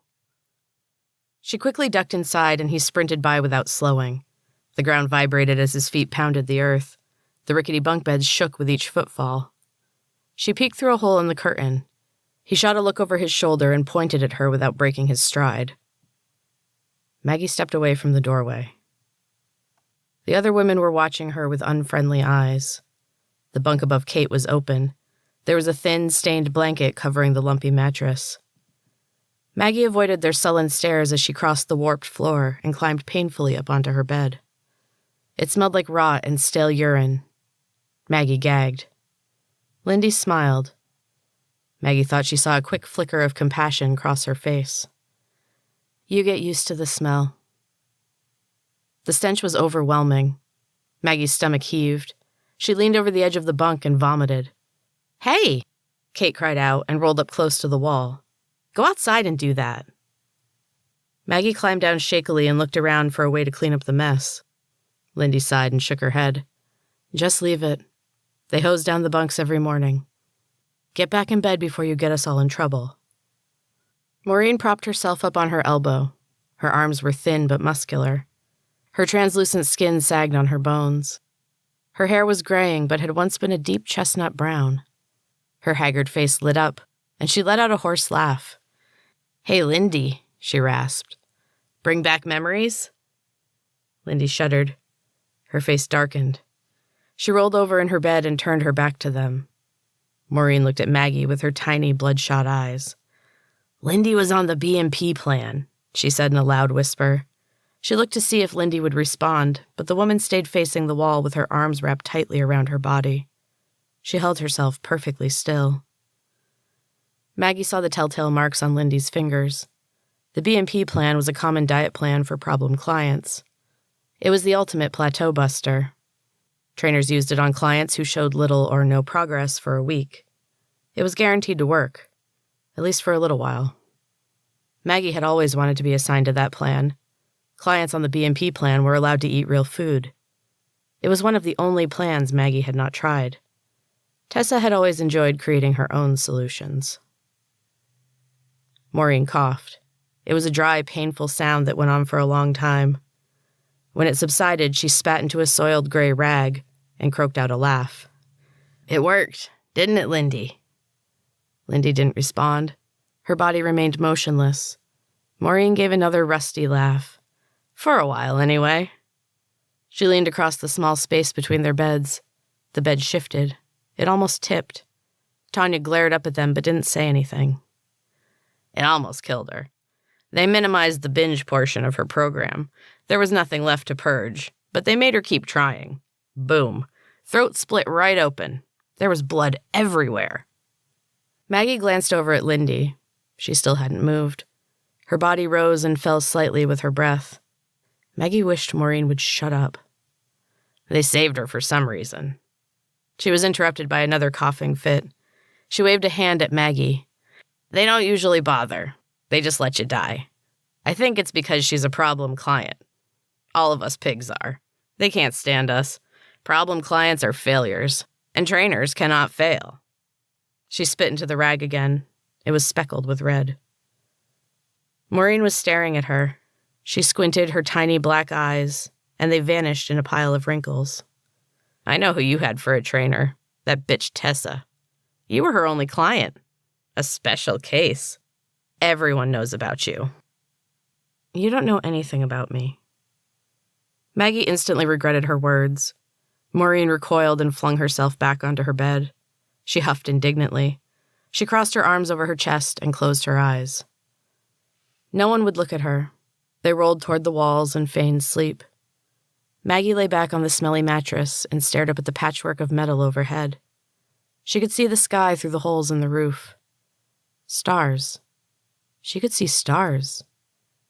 There was no heavy gray smog, no bright neon. Maggie couldn't remember the last time she had seen stars. It must have been when she was very young. The endless black sky made her feel even more alone. The room was too small. The walls were closing in around her. Her heart rate increased rapidly. Her chest grew tight. The collar crackled and buzzed. It singed her skin. Small whimpering sounds escaped involuntarily and betrayed her. The others heard, but no one moved to comfort her. She didn't expect them to. Maggie clawed at the ring around her neck. Sparks exploded under her touch. She wrapped her fingers around it. Her flesh sizzled and smoked. The cabin filled with the smell of cooking meat. The metal tightened around her neck. It was choking her. Kate's eyes peered over the bunk. They were black and watery. She sniffed. What you cooking? She lifted her nose into the air like a dog and sniffed again. I smell meat. Her thin gray fingers gripped the mattress. Maggie couldn't respond. She gasped and writhed, but no air entered her lungs. Kate disappeared for a moment. Maggie could hear her rustling around on the bunk below. Maureen rolled over and watched Maggie blankly. Kate appeared between them. She raised her hand above the bed. Grasped in her bony fingers was a long, thin sliver of metal. It looked deadly in the silver shaft of moonlight that penetrated the cabin's roof. Kate grinned. Her teeth were broken and sharp. It smells so good, she whined. And I'm so hungry. Maggie's eyes never left the blade. Kate raised it high over her. Maggie shook her head violently. Her lungs ached, and the ring burned deeper into her throat. She struggled and tried to cry out, but no noise came. She dropped her hands to her sides. She had no fight left. It was too hard, and she was too tired. This was the end. She gave up. Lindy slammed into Kate and knocked her to the floor. She popped up and grabbed the ring. She gritted her teeth and pulled. Sweat beaded on her brow. Her muscles popped, and she growled with the effort. There was a metallic clang, and the ring snapped. A shower of blue and green sparks erupted from the broken metal. Colored wires smoldered within the ring. The cabin filled with an acrid blue smoke. Lindy dropped the pieces onto the mattress. It sizzled, and the ring melted into the moldy fabric. Maggie was free. She sat up and rubbed her throat. Kate was still lying on the floor. Tears streamed quietly down her face. Tanya and Maureen stared at her from their bunks. Lindy ran her hand over her face. It hesitated briefly on her scar. Kate. Lindy's voice was cautious. Kate didn't answer. The tears were flowing faster. She made small hiccuping noises in the back of her throat. And then she laughed. Her laugh was high, thin, and mad. She struck like lightning. Her hand darted out and grabbed the thin metal spike. She was still laughing as she drew it across her throat. The skin opened, blood poured out of her. Her last laugh gurgled and she fell silent.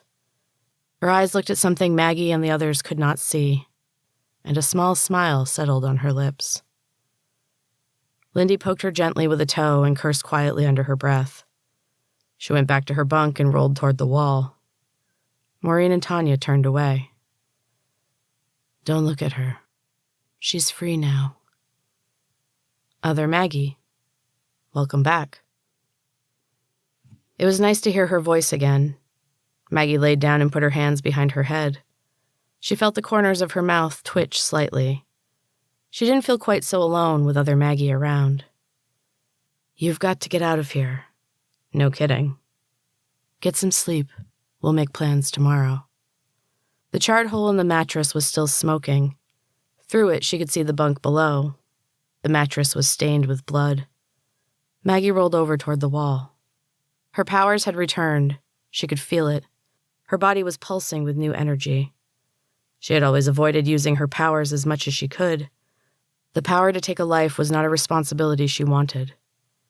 Sometimes she didn't have any control, and mistakes had been made.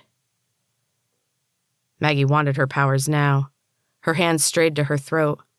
The skin was tender and sent a fresh wave of pain through her when she touched it. Her hands balled into fists at her sides. She wanted to kill them all. Maureen and Tanya and the burly counselor. Not Lindy. No, Lindy had friend potential. She had saved Maggie, helped her, freed her. Maggie wasn't sure if she should thank her or despise her. "You're alive. You have another chance. Be satisfied with that. Be patient. Play along." Maggie pounded her fists on the dusty mattress in frustration. She didn't want to play along. She wanted to do harm. A lot of it. The burly counselor would be first. She was afraid of him. It pained her to admit it. Men did not scare Maggie. She knew how to get what she wanted, and she knew how to survive. But this monster was different. The men she had previously dealt with had been at least a little bit sane. This man was not even close. His eyes were black pits. He didn't see her, yet somehow he could sense her presence, and he was always nearby. She could see him through a hole in the wall. He stood in the middle of the black path. He faced the cabin with his hands on his hips. The moon cast a shadow over his face, and his eyes were dark, empty hollows. Maggie would need to deal with him soon if she was going to survive. And she wanted to survive. The realization surprised her. Even in a place as hopeless as Fat Camp, there had to be a way out. There had to be some weakness that would open everyone's eyes to the reality of what was going on around them. Something to spark a revolt. If not that, an escape route would do. Survival was the priority. If she could only save herself, that's what she would do. There was no point in sacrificing her life for someone else. She would survive and help anyone she could, while keeping herself safe, of course. So far, she had not found anyone worth saving. Lindy, maybe, if she could be trusted. Maggie could breathe again. The tight ball of tension behind her sternum loosened. With each breath, she could breathe a little deeper. She could feel the oxygen returning to her body. Her fingers tingled. The walls rattled. The air became charged, and small white sparks danced around her. Thunder boomed in the distance. The sparks from the air filled Maggie's body with light. Her skin hummed with electricity. The feeling was not quite the same, but Maggie knew what was happening. She held herself still and stared up at the sky. Dark, sinister clouds rolled in and blotted out the stars. The silence was broken by a high, terrified wail. There was a thunderous crash. The walls of the cabin shook. A growing murmur of confused voices filled the night. A tall, lanky counselor ran into the cabin and planted her hands on her hips. Everyone was awake and sitting up in their beds. She surveyed them all with sharp, beady eyes. "Everyone out, now! Line up!" They stumbled out of the cabin and into the cold night air. They were jostled into line by rough hands. The counselors ran up and down the rows, barking orders and whipping anyone who didn't comply quickly enough. Maggie felt the burn of the whip on her ankle when she failed to lay face down on the ground. She barely noticed the sting. Her eyes were transfixed on a cabin not far from her own. What was left of it? Amongst the wreckage lay the bloody remains of the brutal behemoth counselor. She dropped down into the mud with a smile on her face. She met Lindy's eye and grinned, but Lindy just looked away. Chapter 26. Her bunkmates avoided her after that night. Everyone did. It didn't matter to Maggie. Every day was the same. They shuffled to the warehouse, climbed onto their treadmills, and ran. In the evenings, they returned to their bunks weak and weary, too tired to talk. Maggie saw their fearful glances, but she didn't care. She was too tired to care. Since the death of her grotesque counselor, she'd been left alone. Her treadmill speed was set high, and it never varied. She ran without a break for hours.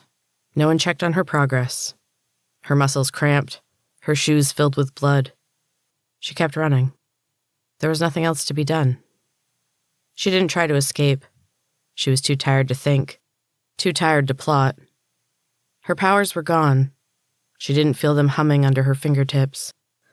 When she raised her hand, nothing happened. Tanya looked at her with mute horror as she feebly lifted her hand. No one else was watching. Maggie tried to smile at her. "Guess my powers are gone," she croaked. Her throat was parched. She hadn't spoken to anyone in days. Tanya put her hands over her face and turned away. Maggie was getting thin. She had not been fed since the incident, not even a pill or a vitamin. She was starving to death, slowly, painfully. No one cared, and Maggie didn't expect them to. She expected to die. "Line up. Body weight day." The counselors screamed into bullhorns and dragged the slower clients from their beds. They pushed everyone into 2 long lines. The campers were separated into pairs. Maggie was partnered with a girl she recognized from the treadmills. She was young and frail with large eyes the color of dust. Her hair had once been blonde, but now it was ashen and falling out in clumps. Even so, she was a beautiful child. "Press!" Maggie looked around in disbelief as everyone in her line hoisted their partner above their heads. What is this? Lindy was struggling under the weight of her skeletal partner, but she spoke to Maggie for the first time in weeks. "It's body weight day." She nodded at the girl. "You're lifting her today." Maggie made a face. She didn't want to handle this fragile child. She watched Maggie with her strange, pale eyes. A counselor was approaching with whip in hand. The girl grew nervous. "Pick me up," she hissed. "You're going to get us in trouble." Maggie awkwardly lifted the child over her head. She tottered from side to side under the unstable weight. "Hold still." "I'm trying." The girl's voice was high and hysterical. Maggie adjusted her grip. Her arms were already beginning to burn. The girl was heavier than she looked, or Maggie had grown much weaker. "I think I'd rather be in the other line. They get the day off." Lindy's expression was strained. She was angry, but she didn't say anything else. There was no time for talk. The workout was beginning. They lunged for miles, holding their weights overhead. Maggie's arms burned and trembled uncontrollably. Her elbows threatened to buckle. She fought and struggled to keep the girl up. The workout went on for hours. They sprinted up hills carrying their partners. They jumped onto boxes with the bodies held overhead. Waves of excruciating pain were interspersed with moments of numbness that made her feel completely separated from her arms. The final march was the worst. After lying still for the entire day, the girl could no longer hold it in, and her bowels let loose. It ran down Maggie's arms in warm, vile rivulets. Maggie gagged and stumbled. She dropped the girl and fell to her knees. She vomited violently into the sand, and the line stopped. The air was filled with screeching whistles and shouts from the counselors. The first counselor to arrive was pale and covered with purplish acne and scars. One eye was sewn shut. It looked ugly and infected. The skin around the wound was a bruised shade of purple, and green pus oozed from around the uneven stitches. He grabbed Maggie by the throat and lifted her off the ground. He was screaming in her face, but she couldn't understand him. He spoke in mangled sounds, and when he opened his mouth, Maggie saw that his tongue was a crusty, ragged stump, recently cut and black with infection. Maggie couldn't think about it for very long. The crushing pain in her throat distracted her from any other thought. Darkness was trying to take over, but she fought it with what little strength she still possessed. Still, the darkness was winning. He cast her suddenly to the ground. She curled her body into a tight ball and gasped and choked. Her lungs were burning, and they tried to reject the new abundance of oxygen. Maggie struggled to take in tiny sips of air. The counselor placed his enormous foot on her back and pressed her into the ground. The road was packed black sand. The surface was hard and dry. Maggie could feel her ribs on the verge of cracking. She turned her face to the side and waited for the pain. She saw the girl. Her pale, skeletal body lay in a puddle of filth at the same place where Maggie had dropped her. "Anyone else want to put their body down? Anyone else afraid of a little shit?" A second counselor sneered down at Maggie. He was almost normal-looking. Not attractive, but not a deformed monster like the others. He leaned down and spit in Maggie's face. He tapped the acne-scarred brute on the arm, and the crushing pain eased as he released her. Body? Maggie couldn't stand. She crawled to the girl, but she already knew what she would find. The girl was dead. Her body was rigid. Her arms stuck out awkwardly at her sides. They propped her body up in an unnatural position, and she lay suspended slightly above the ground. The line was moving again. No one looked at Maggie. Some of the campers were covered in urine and feces, but they didn't seem to notice. They shuffled past and kept their tired eyes on the ground. The tongueless counselor was watching her with his remaining eye. His hand tightened around the handle of his whip. She forced herself to her feet and bent to lift the girl's tiny frame. She gagged and wept and struggled under the dead weight. Finally, she managed to hoist the body overhead and rejoin the line. They marched past the cabins and out into the dry, burning sands of the desert. They marched for what felt like hours. The sun went down, and they shuffled on in the darkness. After a long time, the counselor's whistles sounded, and the line stopped. Maggie couldn't see anything past the man in front of her. His bones were sharp and protruding. She could see them through his pale skin in the dim light from a cloud-covered moon. A whistle blew 3 times. The line shuffled slowly forward. Maggie could hear quiet crying. A woman somewhere in front of her was pleading with someone. Her voice was muffled, but Maggie heard her clearly. "No, I won't do it. Not again. Please." Then the woman screamed. It went on for a while, but slowly faded. There was a soft thud, and she fell silent. The man in front of Maggie had reached the front of the line. The moon was out from behind its cloud, and she could see where the dark sand ended. The man carried his load to the edge of the vast black pit. 3 counselors stood nearby. They watched silently with their arms crossed over their broad, muscular chests. Their misshapen faces were stony and emotionless. "Do it." The counselor barked out the command, and the man threw his dead counterpart over the cliff. Maggie tried to scream, but the sound caught in her throat. The girl's body slipped, but didn't fall.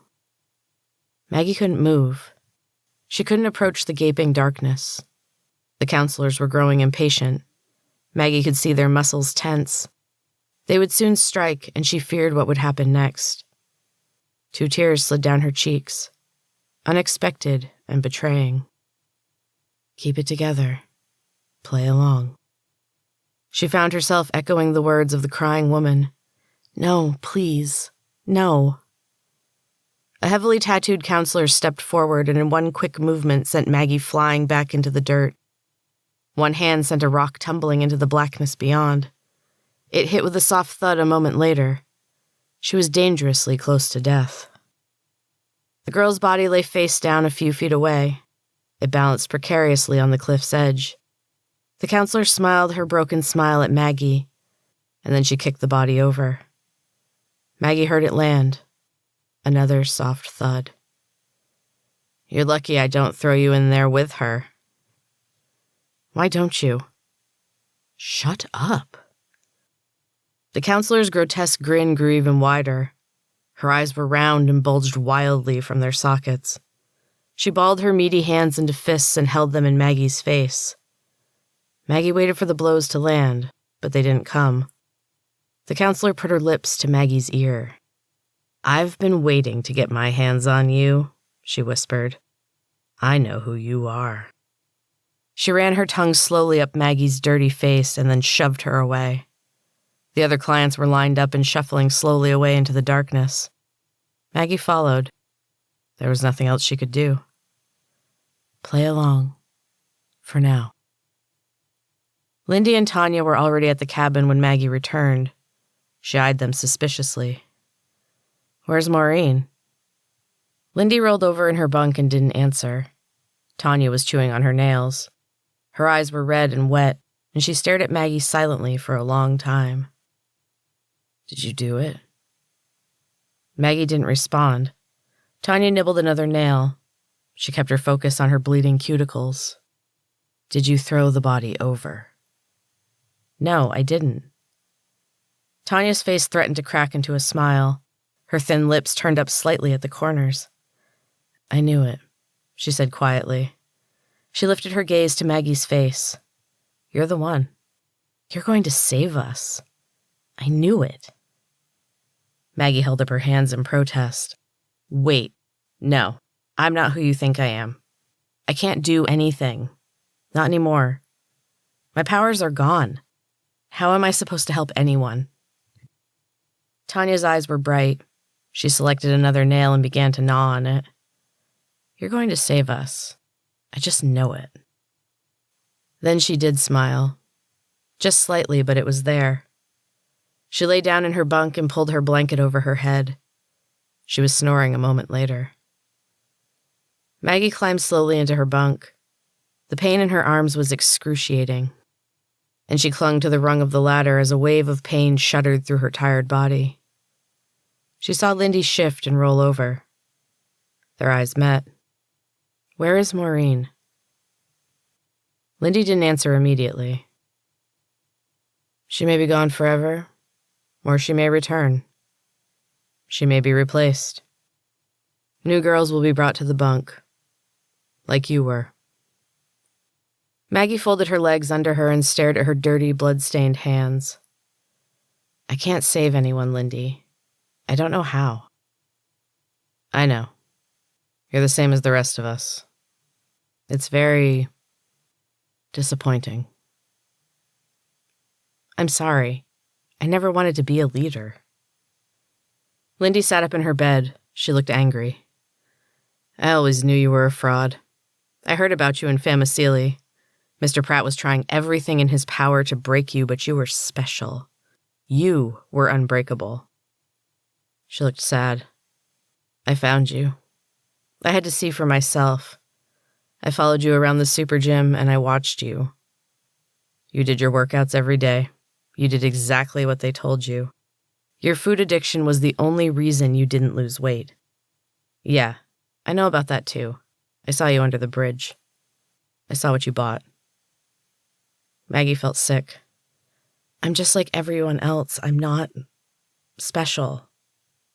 Are you sure about that? Lindy shrugged. Everyone knows what you are now. A traitor, a weakling, a spy. Why did they let you live, Maggie? Are you working for them? Are you kidding? They're starving me. I'm dying. You still look pretty healthy, well-fed.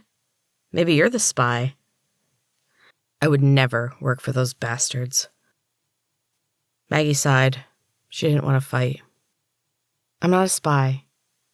I don't think you are either. This place is messing with my head, and I can't think. I'm so hungry. Lindy nodded. Silent tears streamed down her face. No one is going to save us.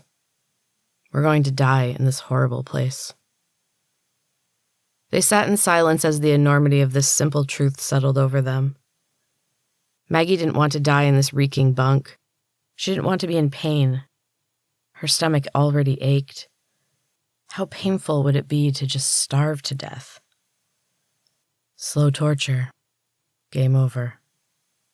She lay down and squeezed her eyes shut. The tears escaped anyway, and her breath caught in her throat. There was no hiding now. They knew she was crying and she didn't care. Any mystery that had surrounded her when she first arrived was gone. She had been exposed. They knew she was weak, and that because of it, they were going to die. She had killed them all. The curtain was pushed aside and Maureen shuffled in. Her hair was a wild mess of tangles, blood, and dirt. Blood ran down her face, and her eyes were wide with terror and pain. Her lips had been sewn shut with big, clumsy stitches, and they were crusted with blood. She was trying to tell them something. She held up her arms and waved them wildly. Blood flew all over the room. Her hands were gone. Chapter 27. Maureen was dead by morning. She lay in her bunk in a pool of drying blood. Her face was gray and peaceful. She looked almost serene.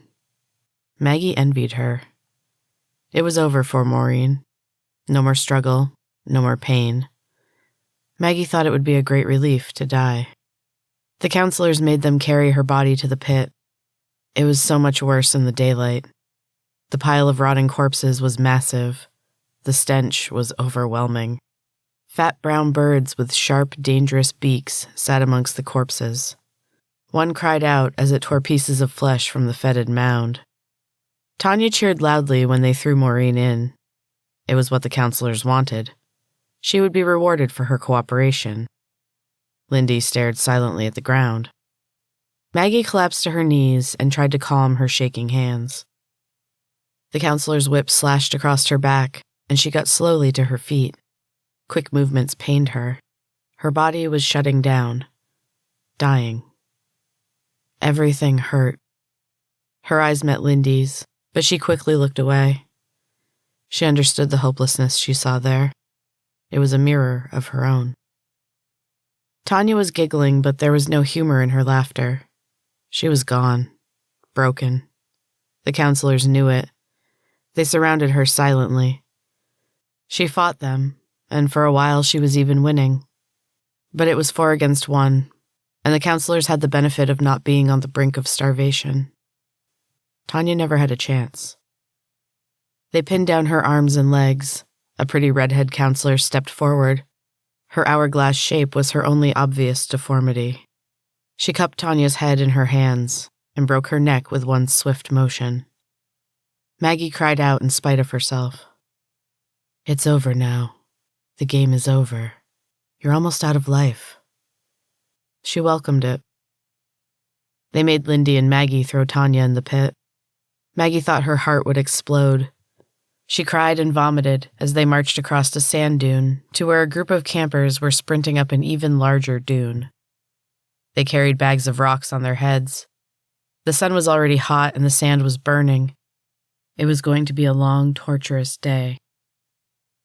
What is the purpose of this? Lindy shook her head and shaded her eyes. They watched a man collapse near the top and roll awkwardly back down the dune. No one moved to help him. He remained face down in the sand. Lindy turned to her. "That's it right there. The purpose is to kill us. You're dying." Maggie knew it was coming. It was closer every day. She coughed. Her chest ached. The dusty air burned her parched throat. She couldn't remember the last time she'd eaten or had a drink of water. She couldn't remember how long she'd been in this hellish place. Lindy was watching her. She shook her head sadly.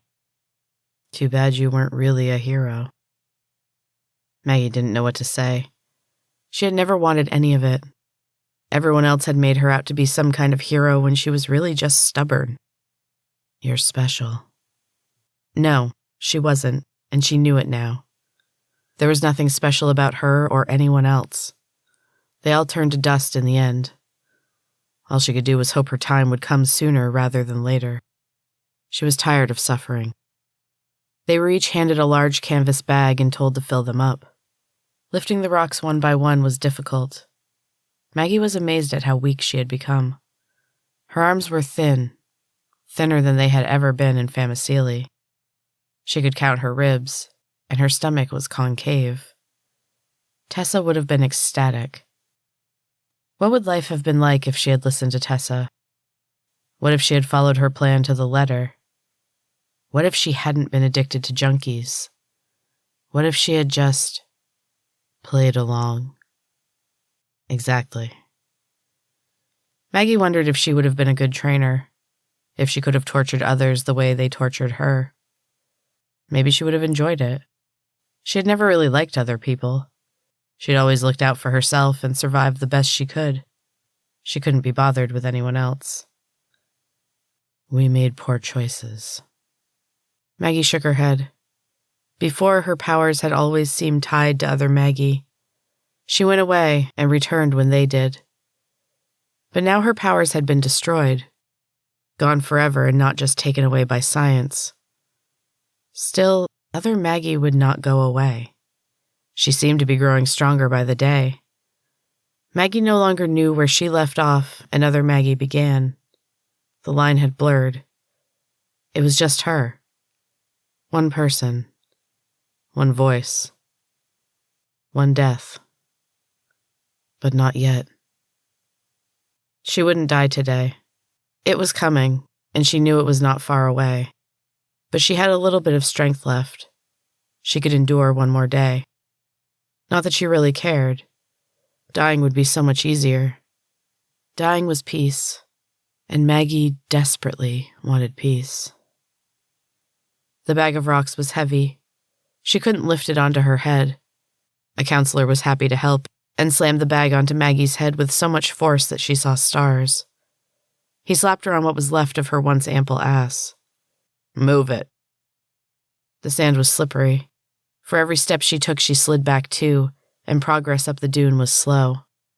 A woman collapsed in front of her. Maggie was annoyed. It took extra energy to move around the body and continue the climb. Maggie saw with relief that there was no one else between her and the top. No more unexpected obstacles. It was too hot. Her lips were cracked and dry, and her body cooked in the unrelenting sun. Her muscles screamed for water, but there was none. The counselors had plenty of water bottles.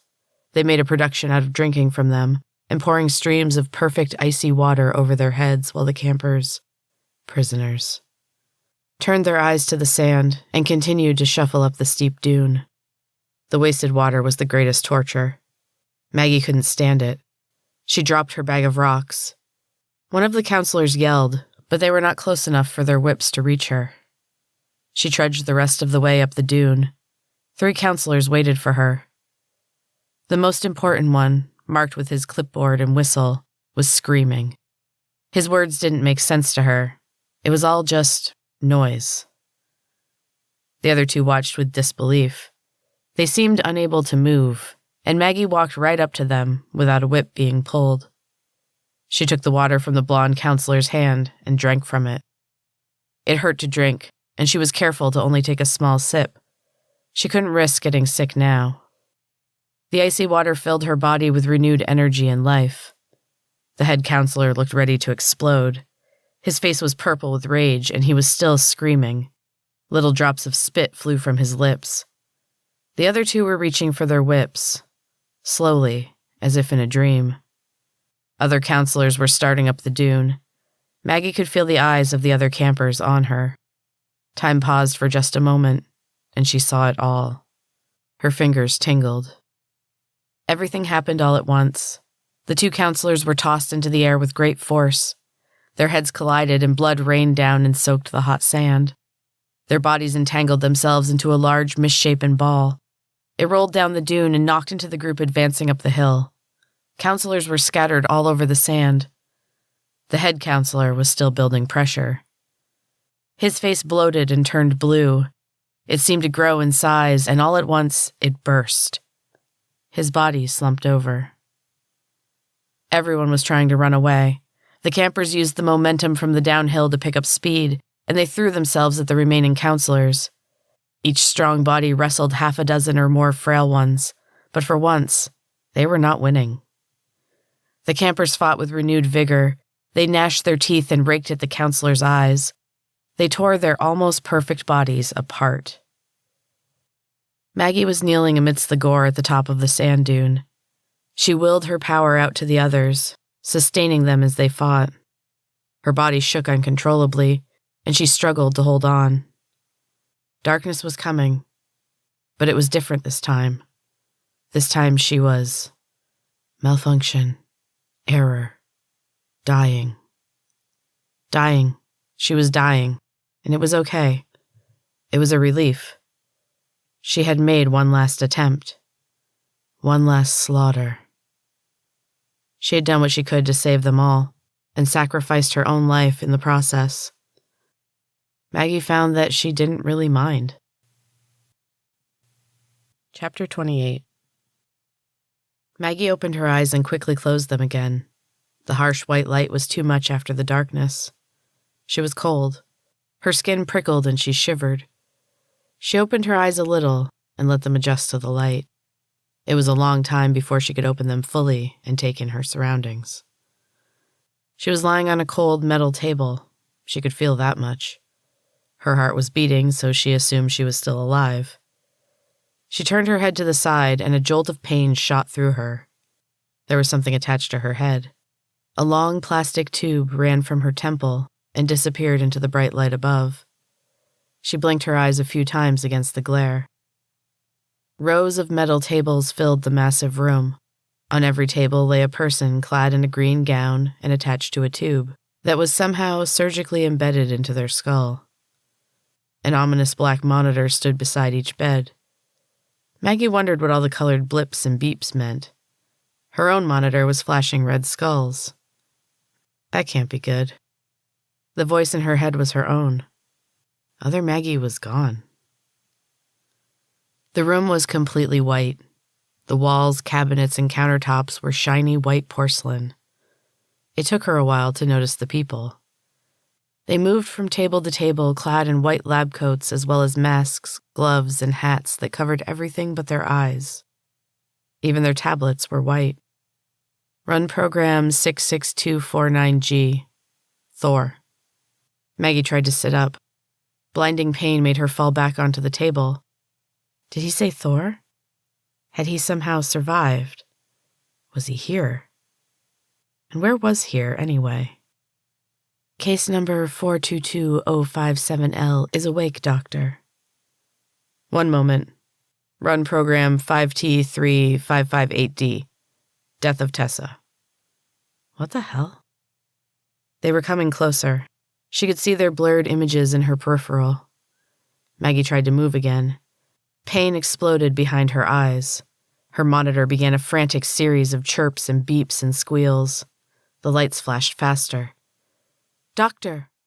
Maggie sat up. The tube pulled at her temple. She broke out in a sweat as everything went red and black. But somehow her feet were moving. She was standing. She was running. Maggie crashed through a door and turned left. A seemingly endless corridor stretched before her. No doors. No way out. She heard voices and ran. Her body felt stronger here, still sore and stiff, but more alive. Maggie pumped her arms. She ran faster, but the long, endless hallway was an illusion. Maggie collided with a carefully painted wall. The real hallway turned a sharp right and kept going. Her heart skipped a beat when she saw the door. A panel in the endless white hall was partially open. A handsome young man stood in the opening. His pants were pastel blue and had sharp creases. His midnight blue sweater matched his eyes. He jumped back when he saw her barreling down the hallway toward him. His eyes went wide, and his perfect tan faded just a little. You're not supposed to be here. Maggie crashed into the young man full force, and they fell into the room in a tangled heap. The panel slid shut behind them. Get off me! The young man shoved her and scrambled across the room. A plush red sofa sat before a large screen. 3 stricken faces gazed up at her.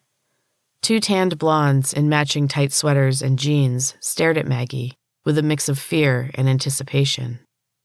Another handsome young man with a head full of thick black hair and a bright yellow polo shirt helped his friend to his feet. He never took his eyes off Maggie. He crossed the room with his hand outstretched. A bright, winning smile was plastered on his face. He took Maggie's hand and kissed it. Her hand snapped back, but there was no tingling, no power. She slapped him, hard. His smile faltered for a moment. He touched his cheek. That wasn't very nice. He grabbed hold of her wrist and twisted her arm behind her back. Maggie bit her lip to keep from crying out. What are you doing here, Maggie? You're in the wrong place. How do you know my name? He sat her down on the couch beside the prettier of the 2 blondes. Technically, it's not your name, he said. It's hers. He gestured to the girl, who smiled and held out a perfectly manicured hand. Hi, I'm Maggie. Maggie gaped at the girl. She stared at her pastel pink nails. The girl slowly lowered her hand.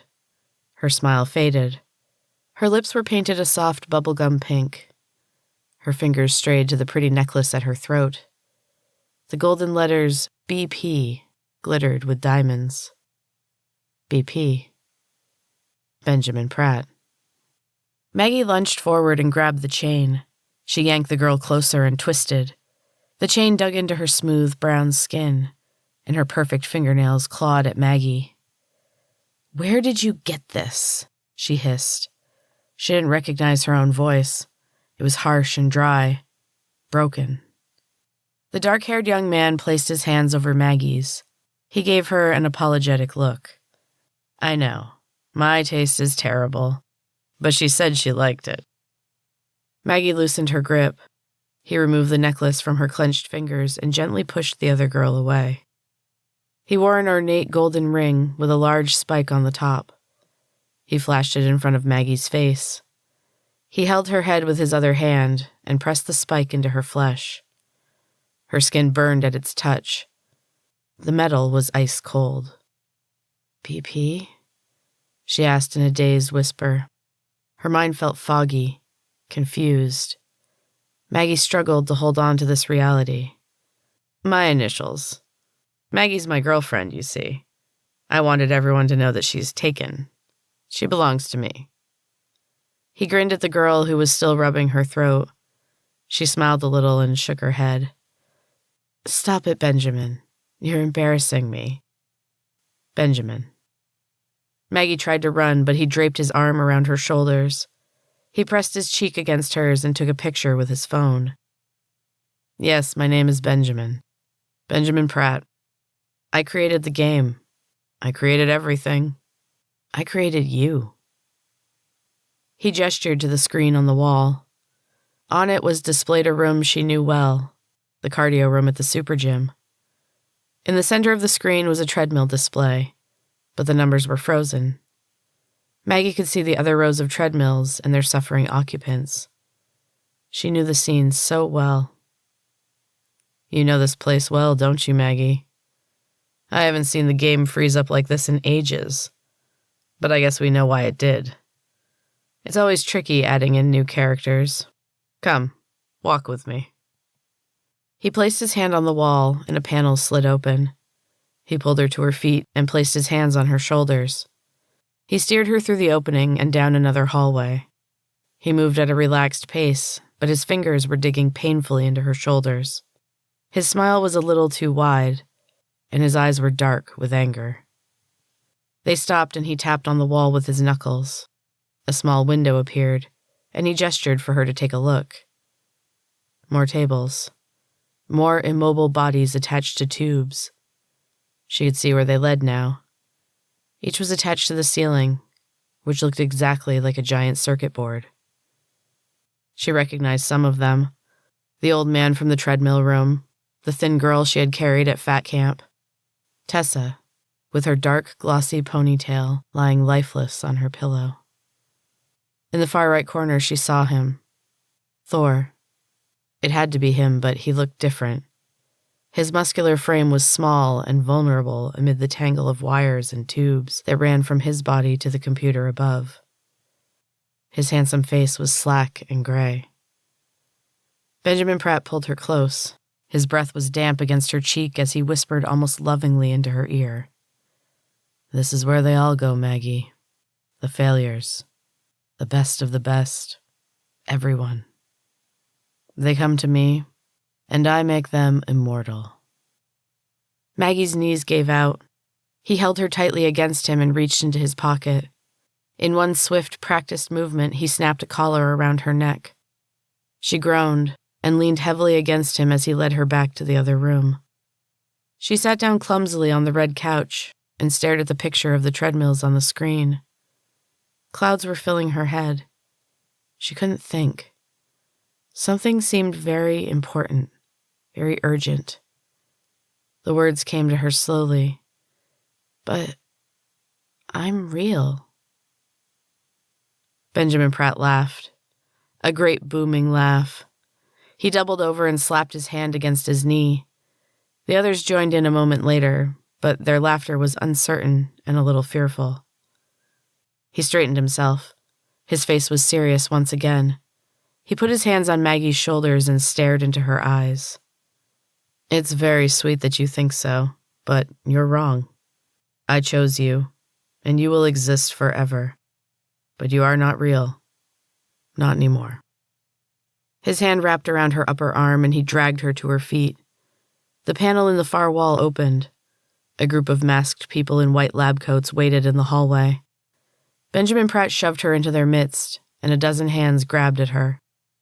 "Here's your missing power source," he growled to the nearest lab coat. "Don't let this happen again." White-gloved hands took hold of her head and held it still. Maggie tried to scream, but a hand clamped down hard over her mouth. She saw the glint of a long needle and felt it puncture her neck. The clouds took over. The darkness returned. Chapter 29. Maggie's feet pounded out a steady rhythm, and the treadmill shuddered under the force of her effort.